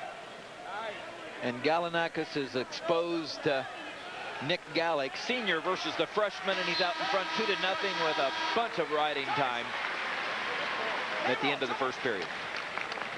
Coach Sanderson, your choice, the scoreboard now working on riding time. Riding time in this match so far in favor of Galanakis. Okay, we're going down. 1 minute, 54 seconds.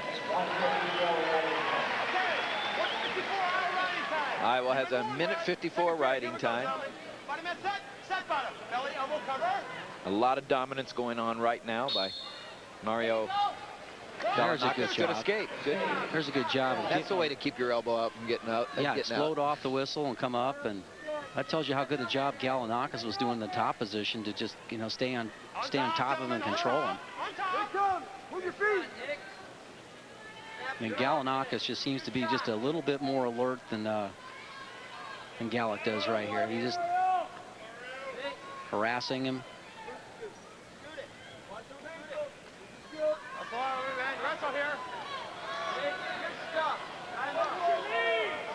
Galanakis ranked number 9, record 6-1. Gallick's record is 9-2. Not yet ranked, and as you pointed out, most freshmen aren't at this time of the year. Nope. Over and under position there. The referee thinks that there's a stalemate there. There's the first full shot by Gallick. Gallick warded that off pretty well. Got the head and arm. Wrestle here. Wrestle out of it, gentlemen. Wrestle here. I just don't think that's going to happen as far as wrestling out of that situation. Both men don't want to give the other the advantage.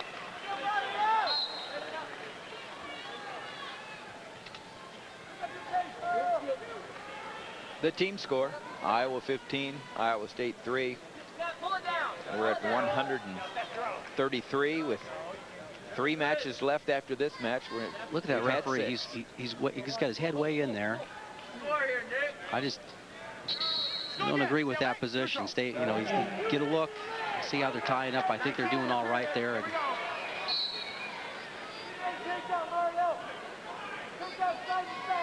you're saying that you feel the referee's a little bit too involved? A little too close, yeah.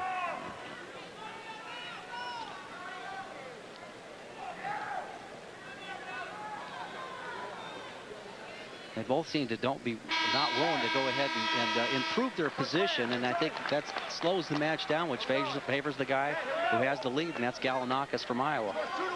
Riding time is now 1 minute 57 seconds. Here we go. Gallick 157. Minute 57 riding time for Galanakis. Score is 2-1. Now, Gallick, he likes to be here, and I'm sure Galanakis knows it. Wants to get right out from the bottom because Gallick is good on top.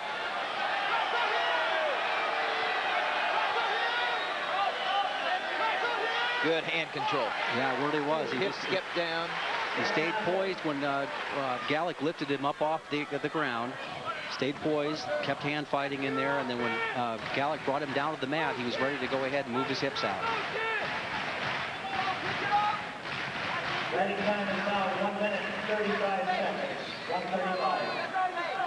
So 135, that's almost like a 4-1 score at this stage, Tim. So Gallick, if he's going to get back in this match, is going to do a lot of work, and he just doesn't seem to break through Gallick' head-hands defense. He just doesn't have anything for him here.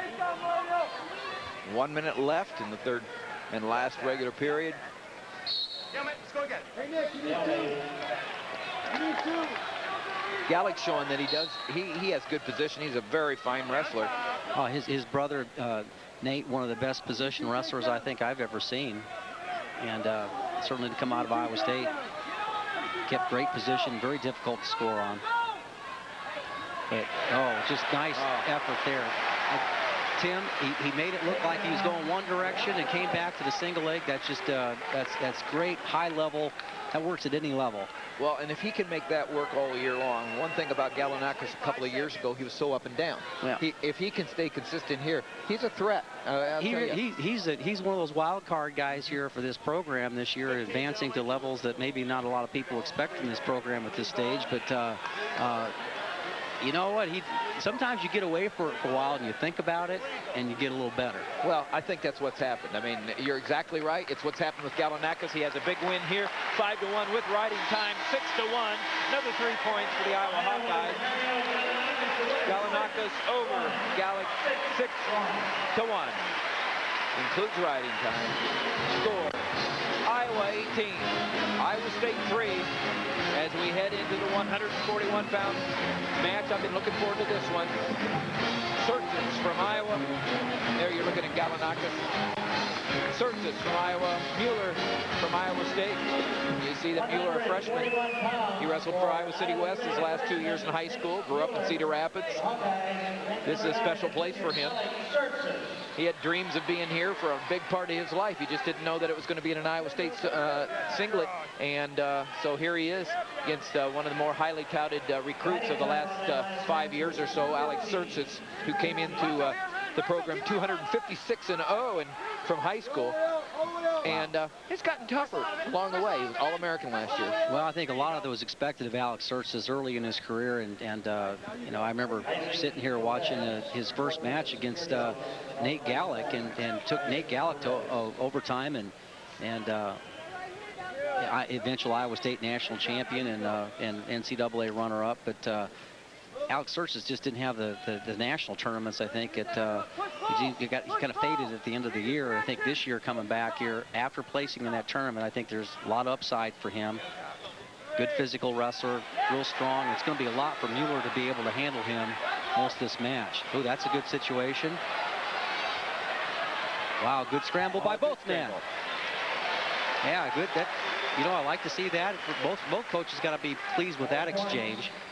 Great talent on the mat right now. And Sercis, to just add on what you said, it's kind of redemption time for him from a standpoint of here in the big crowd and to say, I want to be one of the best wrestlers this program's seen. That's why I came here, and he's not there yet. No, he's not there yet, and he's got an opportunity to, and this is a great opportunity. You're going up against a redshirt freshman to go ahead and show what you're about, but he gets caught in these situations here a lot, Tim, where everybody he wrestles always seems to get locked up right there, and where he can't be as offensive as he could be with his physical prowess, and he allows sometimes lesser wrestlers to stay with him long into that match because of that, and he has a difficult time building leads. Well, Mueller is a great young talent. As we said, he wrestled his junior and senior year at Iowa City West, and he grew up in the Cedar Rapids area, always dreaming about being a wrestler at this level, and has been around this Iowa program. And I'll tell you what, he made his mark in freestyle, but he beat Joe Johnston at 145 in freestyle this last spring. And Joe Johnston, two-time All-American, who graduated from Iowa last year. So Mueller has a lot of talent. Well, I know Coach Sanderson's pretty high on Mueller, and I haven't had that many opportunities to see him, but he just great awareness in there, and has done a fairly good job to this point to neutralizing Alex Sercis' strength. Well, this is his first big college test. We're talking about Mitch Mueller, Iowa State, and the score is 0-0 with Alex Sercis. And one of those guys, too, that didn't have, Veterans Auditorium down there in Des Moines, didn't have all the great matches that he'd like to have. You always heard about him. I think he ended up winning one title, and I know he got beat his senior year, which had to be just crushing for a guy of that talent, but to stick it out. He was a three-time third-place finisher. Yeah. He won it as a junior. 3 times was he third, so he had a lot of heartbreak at the Vets Auditorium. So you're not going to already rated 11th. That's positive. I believe Sercis rated. Sercis 9. Yeah. And I guess it depends on what polls you look at. 1 point, Sercis. Makes the score 1-0 now for the Hawkeye. I think that was really important for Sercis, for his cause, to get out early in that match. And, when you're going up against a freshman, you really want to test him down on the mat. And if you get out with, 2 or 3 seconds into the, you only have to ride a guy for 1 minute and 3 seconds, and you got your riding time point. And it looks like Mueller's been very tough to break through his head-hands defense. So, if you're Mueller, you got to be thinking takedown at this stage. I mean, really have to, what's my match strategy? I really got to score. Both wrestlers protect the middle of the mat well. Yeah. 1-0, Sercis. Sercis from Griffith, Indiana, Griffith High School, and as we said, he's undefeated in high school, 236-0, 4-time state champion. I'm looking at both athletes' vision here. I can see Mueller is looking at the lower body, and Sercis is looking at the upper body. You see that you just look at the vision that both athletes are trying to get out there, and which tells me that Mueller's looking to get a shot off, and Sercis is looking for the tie. Just look at that vision right there, okay? Looking to subtle little difference there.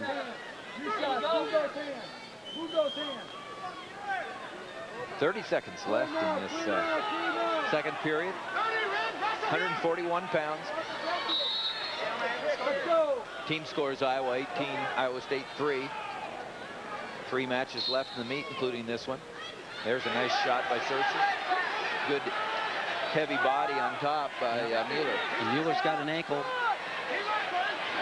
Up, he's back to the far ankle. But Sercis has got the ankle that counts. That's right. Far ankle is the best finish in a single leg ever invented. And he scored it with 10 seconds left in the period. Big points right there. And I think that's the situation where Mueller had to go back and look at that again.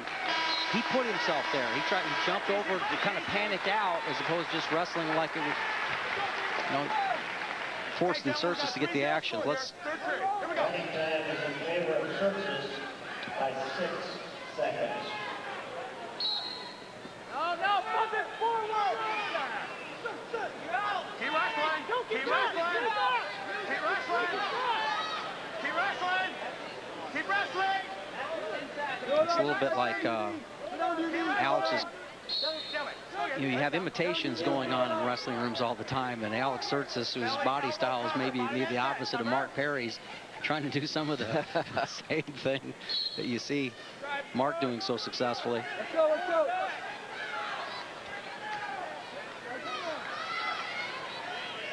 At the waist and ankle tied up, driving low, crossed. Sercis putting the riding time on now. Sercis got a takedown at the end of the second period, and now he is really racking up the riding time as he rides Mueller. Yeah, and the 3-0 lead. And again, here comes the freshman issues here. Elbows out, wrist in. You're getting them tied up, and you do that, you put a saddle on yourself. One hip down, swim. Come on. Sercis, as we said, I mean, he's trying to make a statement here. Riding time for Sercis. 1 minute riding time. Riding time secured for Sercis. Both legs in. Earlier in the meet, that was called as a stalemate. And I don't know how else it should be called. I mean, what can you do there? Well, if you're the bottom guy. You're not even. There he goes. Stalemate. See some good things from Sercis here. Again, getting out early in that match in the second period. Got an early escape. Well, I think it's really important for him in his style of wrestling for Sercis to get out fast. There's the escape for Mueller, 3-1. Lots of riding time, so it's effectively 4-1. A 3-point lead was for Sercis with 30 seconds left.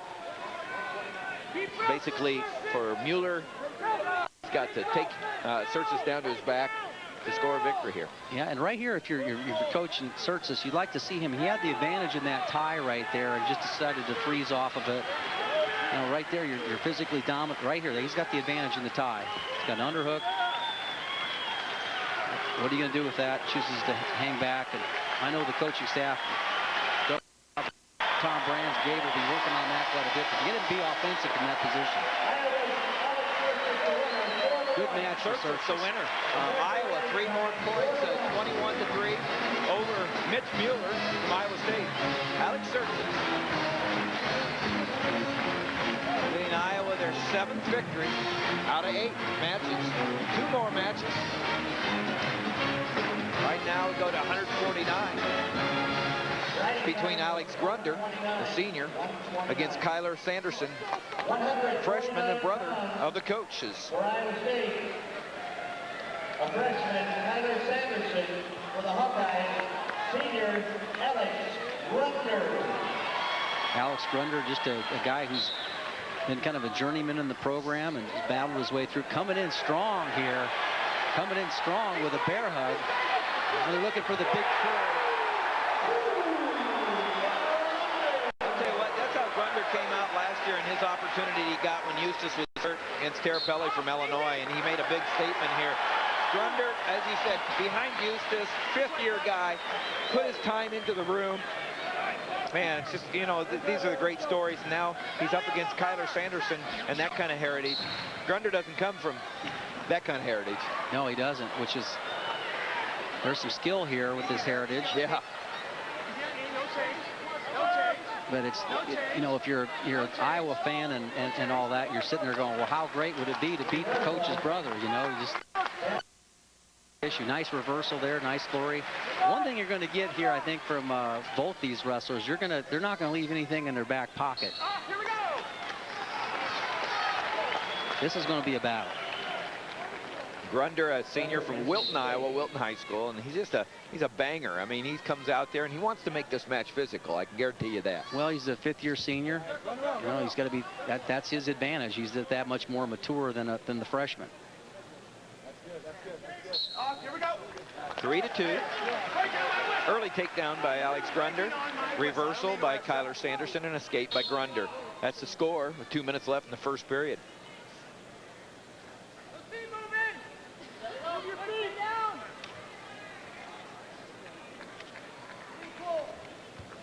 Nice single leg attempt. Grunder basically coming through it, trying to roll through, but Sanderson switches off to the double. Nice technique there by Cael Sanderson, the freshman from Heber City, Utah, Wasatch High School, and coached by, just like his brothers, 4 Sanderson brothers, coached by Steve Sanderson, their dad. And I tell you, I got to think that by the time that that Kyler came around, Steve knew more about wrestling than he knew with the first ones. And you're going to see a lot of technique out of this young man for the remainder of his career. What kind of pressure do you think he feels, Jim?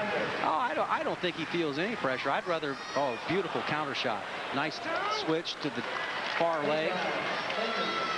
Best finish on a single leg is that far ankle. Now it comes hard into a cradle. Yeah, and he set that up really nice. He's got it. Well, Grunder just broke it. I don't think he feels. I just get the feeling that the short time I've been around, which hasn't been very much. I went to a practice when we did the taping of that public television special that we did for the coaches, and he just wrestles with like his brother Cale, wrestles with a lot of joy out there. You know, just. Go to his leg. Take your shot. Scores 6-5 in favor of Cael Sanderson. Had a takedown, reversal, a couple of escapes. And anything I can see right now, anything he thinks he can do offensively, he's going to go ahead and try to do. And there's just a horse job right there by Grunder. And now he fights ankles with 1 second left. And I think that's close, obviously. Yeah. Sanderson hanging on the ankles. There's that single leg attempt. Reaches over to the far ankle. It's that takedown. That's the takedown that put him up 6-4.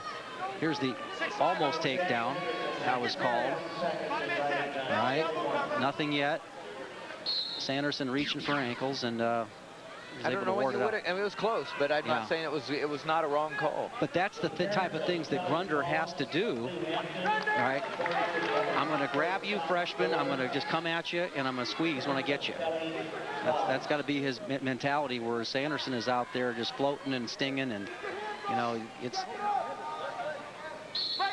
7-5 in favor of Cael Sanderson, Iowa State, trying to get their second win of the night.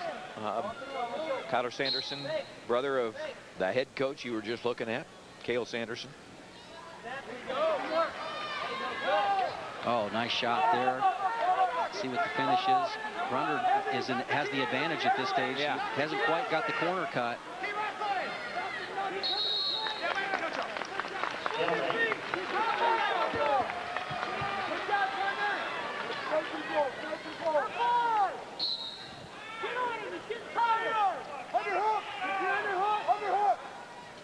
Two kids with great opportunities out here tonight. Yeah, the senior that Grunder from Iowa has a great opportunity to make a name for himself and to do great things. Cael Sanderson, an opportunity to start a great career off in a neat way. Carver-Hawkeye. Sanderson up 7-5. Now things are getting a little bit loose for Sanderson. He gives up that takedown. You just got to see it coming. He's just getting a little loose out there. The control's not really working real well. That's a good call.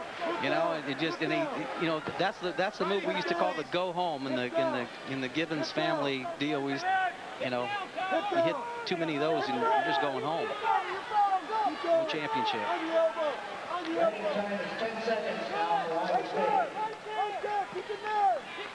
Yeah. 20 seconds left. There's no real riding time involved. It's 7-7. We've got a tied match.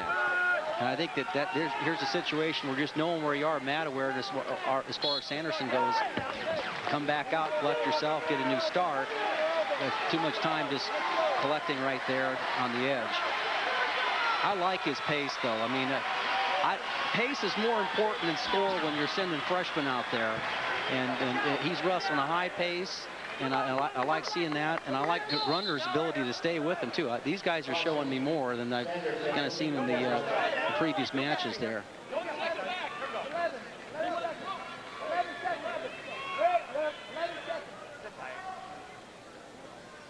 The clock should read 11 seconds. 11 seconds on the stop, on the clock.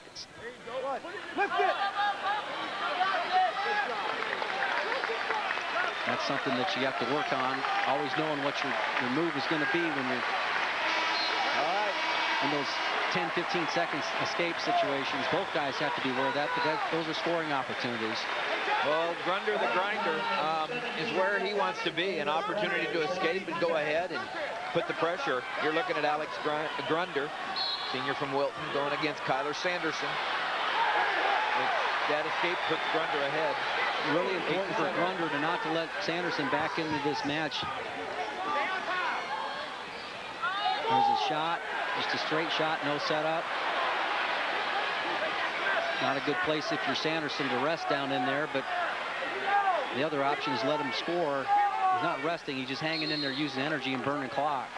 But I think it's important for Grunder to go after him if he wants to close out this match. Now is the time to do that, as opposed to letting a guy who's used to winning kind of gather himself with minute 30 left in this match.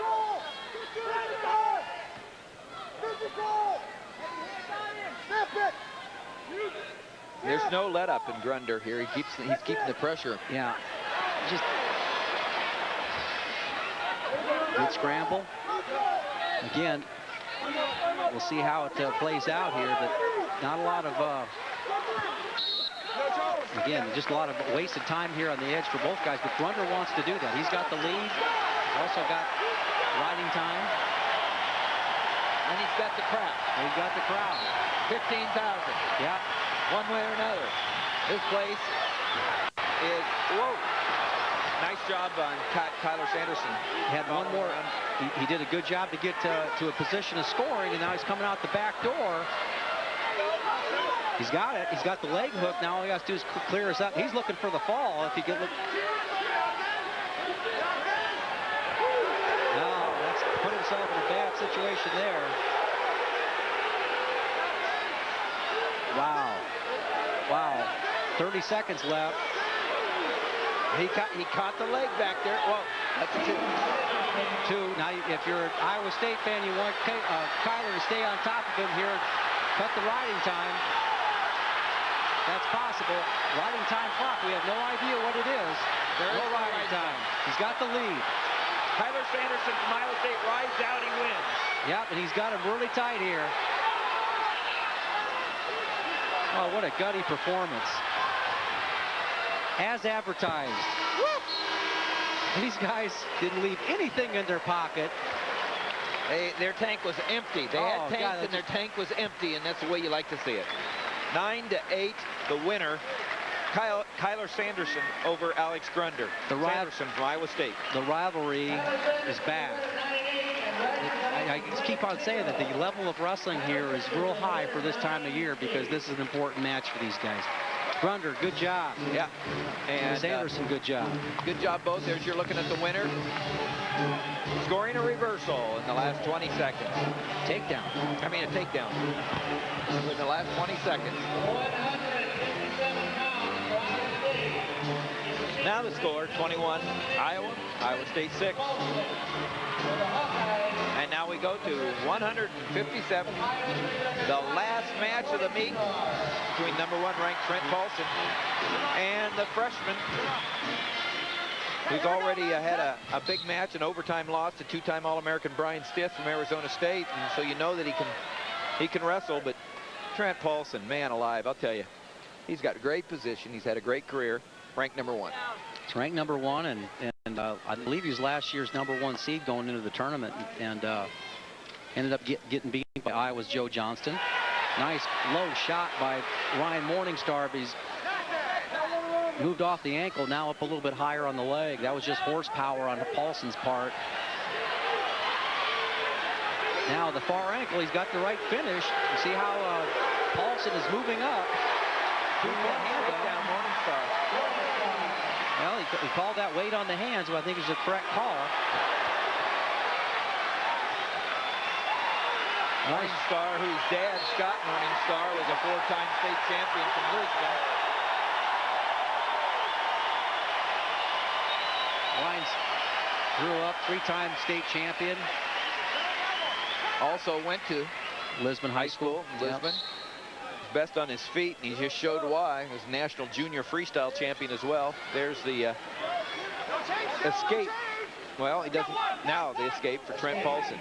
Yep. Paulson, a proven All-American, 2-time All-American, and really, I'd call him one of the strongest wrestlers in his weight class as well. But I don't think Morningstar is going to be a weakling in this weight class. No, and Morningstar, to his credit, he wrestles real low, and he's not going to make this a real physical match. He's looking right at those ankles, and that's where he wants to be. He's got, you know, great low ankle shots, and if he can get in there, and he's already showed us he can score, that's what he needs to do. There it is, nice low shot.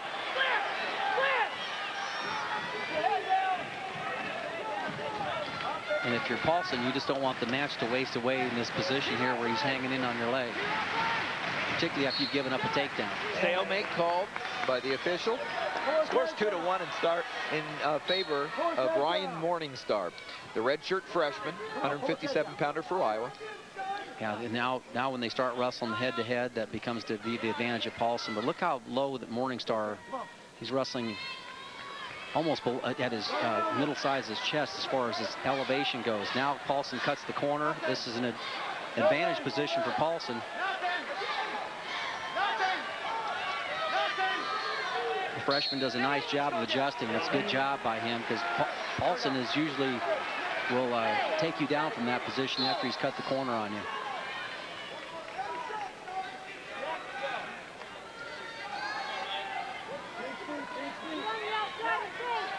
40 seconds left in this first period. This last match of the day in the Iowa State dual meet. Iowa out in front 21-6. They're going to win this meet. We're just trying to see how many matches they're going to win. They've won 7. Iowa State's won 2. Number 1 ranked Trent Paulson, you're looking at for Iowa State, 157-pounder, going against unranked, probably soon to be ranked, freshman Ryan Morningstar. I would like what I see from Morningstar is just how he keeps that good low position all the way through. He's a taller young man than Paulson is, but he does a nice job of staying low. You'll see that too, that when they break free from each other, he'll go down low. Very disciplined. Yeah, I mean, and the way he lowers that level, he's not bending over. He's got those knees down, the hips are down. Second period, 23 seconds riding time. Cover top. Right away, let's go.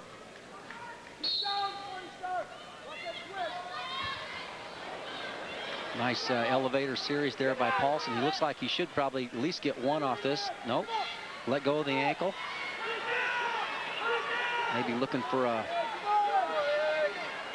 Yep, just gets the one escape. Ties it up now, 2-2. Morningstar will get his opportunity in the last period for his down position. So no shots so far for Paulson.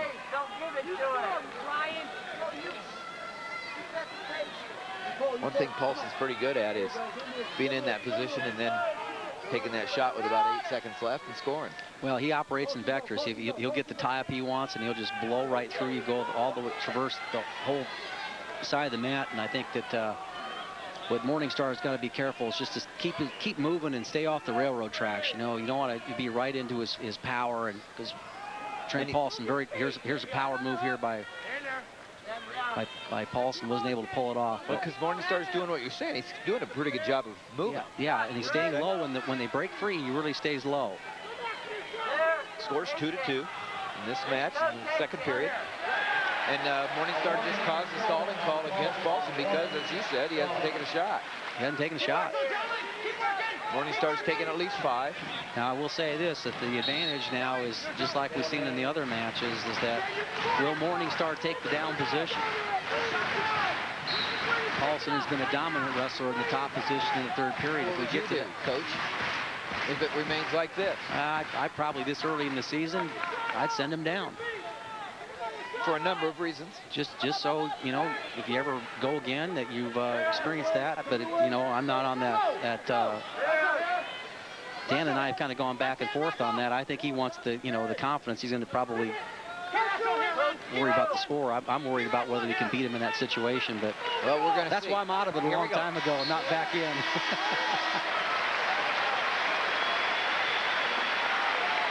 Okay, here's the debate.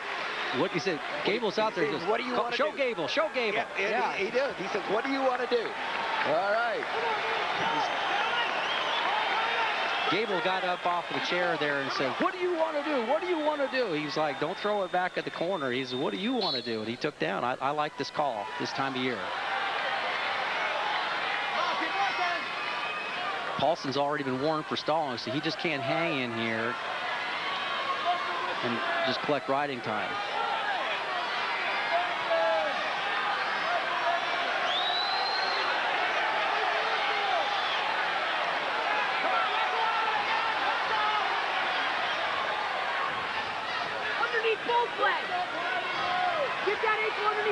Just not much action going there. Paulson is coming with a strong. That's right. If Morningstar trying to get his hips out, he gets his hips out. Turn the wrong direction now. Now he's got it. There you go. Paulson just cut him. Paulson just cut him. I thought in that situation, if Paulson stayed with him another 15 seconds or so, he'd have the riding time advantage. Power shot there. Power spin around. Paulson really tough in this situation. Morningstar battling him. Really battling. Yeah. Oh, boys, you don't know how tough that is with one arm keeping both of his hips and legs away. That's just sheer guts right there. Oh, boy. Remember, this is the #1 ranked wrestler at 157 in America. Trent Paulson, the freshman, Ryan Morningstar. And he's in trouble. And Morningstar, no stall warnings. He stays low. What a way to start your career at Carver-Hawkeye, huh? The rivalry is back. It is. How many guys we've seen, #1 ranked, defending national champions, you know, have a hard time. Crowds behind him, 18 seconds, the big inside trip. One of his signature moves. Not working. Great footwork by Morningstar. Look at him move his feet. Look at him move his feet. Wow. Low-level shot. Nice job by Morningstar. And that's going to be it. Unbelievable. Wow. Wow. I'll tell you what. Wow. I think what, and look at that.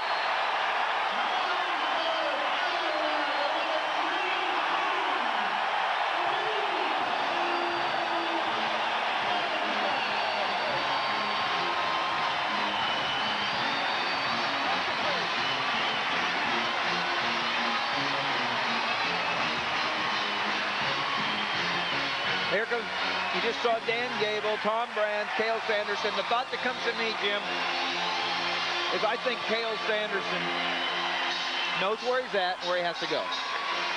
Well, he's never brought a team in here, and this is a tough environment to do it. And no matter what the accolades are, you can talk yourself up as to where your guys really are at this stage. But when you come into Iowa with this type of environment, it's a measuring stick.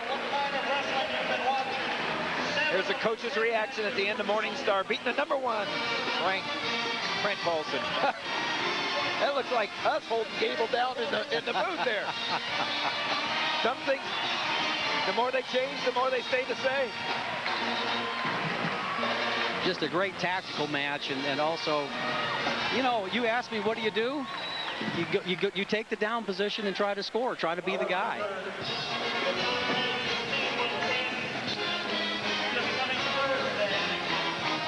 Well, 24-6, that's the final score. Iowa wins over Iowa State. Thanks for watching college wrestling.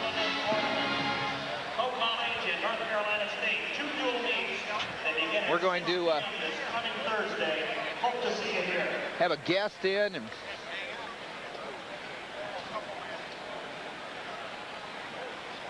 College wrestling was provided by the Iowa Public Television Foundation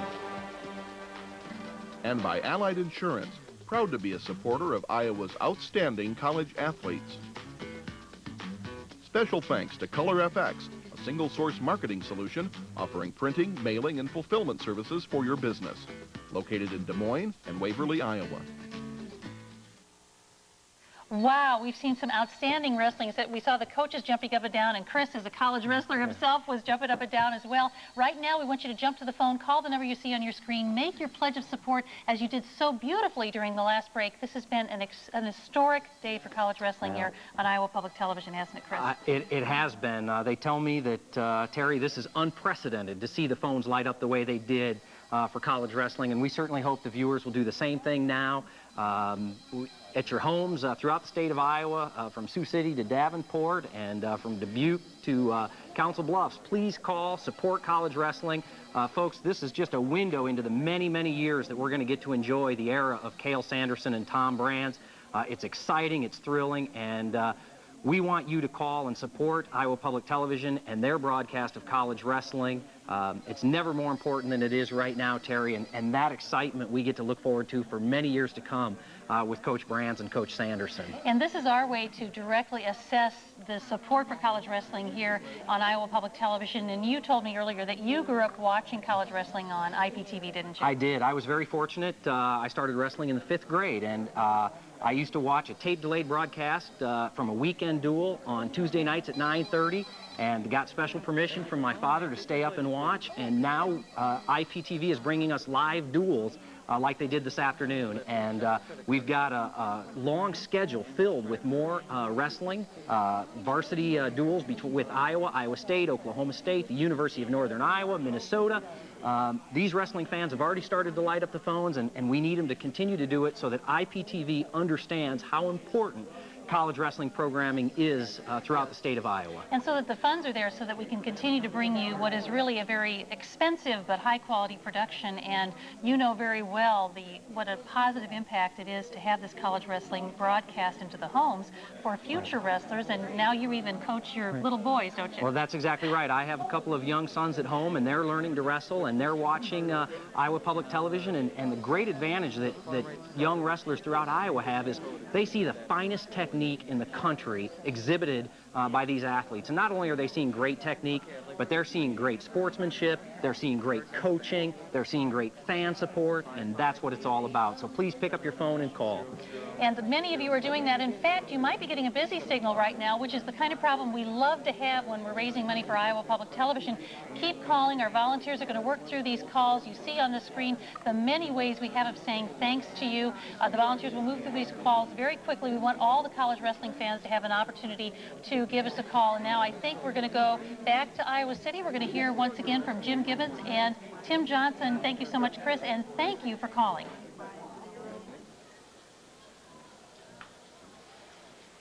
We're back here at Carver-Hawkeye Arena. I'm Tim Johnson along with Jim Gibbons and a special guest, Mike Chapman, and we're just here to wrap up the meet. What an incredible Iowa State meet, Jim. Oh, it really was. And, you know, sitting here with our coffee cup, not needing any caffeine to watch this one here, this was wall-to-wall excitement. Well, I mean, our special guest knows all about history and the heritage of this sport and the rivalry in Iowa State.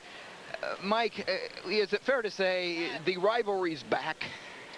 Jim, the rivalry's definitely back. I was sitting up in the stands and listening to the fans, the excitement all the way building to watch the crowd coming in, 13,700. And then these were great matches. I mean, Cael Sanderson and Iowa State has nothing to be ashamed about. This was a learning experience, and they're going to be tougher than heck. Well, I agree with you on the learning experience. I watched Cale after the meet, and I just felt he was clapping his hands, and I think he's already saying, okay, I know what it is to bring a team into this Carver-Hawkeye as a head coach, and I know what I have to go back and do. And Jim, just to take it into what is so important to us at this time, what an opportunity we have to bring college wrestling through Iowa Public Television to the viewers all over the state, the friends of Iowa Public Television. And we know what you have to do to keep this thing going. Well, there's 13,700, probably closer over 14,000 people here that was thought is important enough to show up to watch these two programs go at each other. And of course, who knows what that statewide audience is.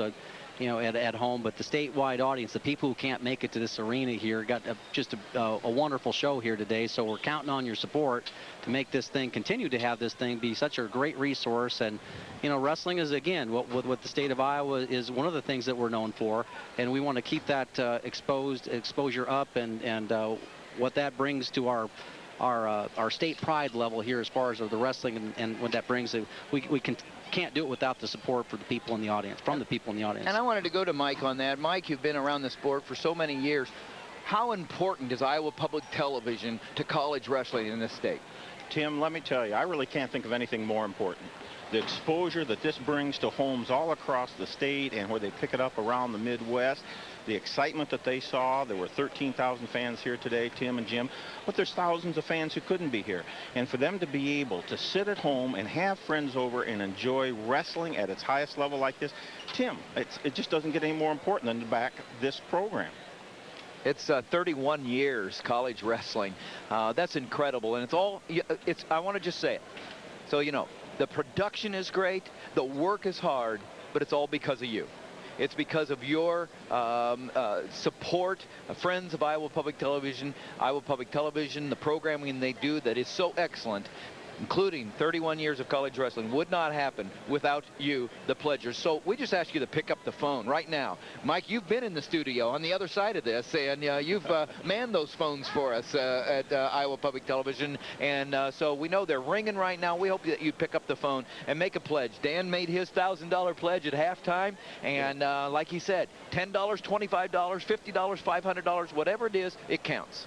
And we've had a nice exposure to some of the people that take advantage of some of the freebies here, that go along with your pledge, the gear that you get, and also the outings that come along with those packages, and getting a chance to meet the supporters after the meets. It's been a lot of fun here, and you know, I'm just somewhat exhausted here with what we've just been through as far as the quality of wrestling, and folks, let's continue to do this. It's a lot of fun. Well, the pledge, you can pledge by calling 800-779-7000. That's 800-779-7000. And Mike, I just want to, Mike, you have brought so much to the sport as a journalist, as a writer, bringing the International Wrestling Museum to existence.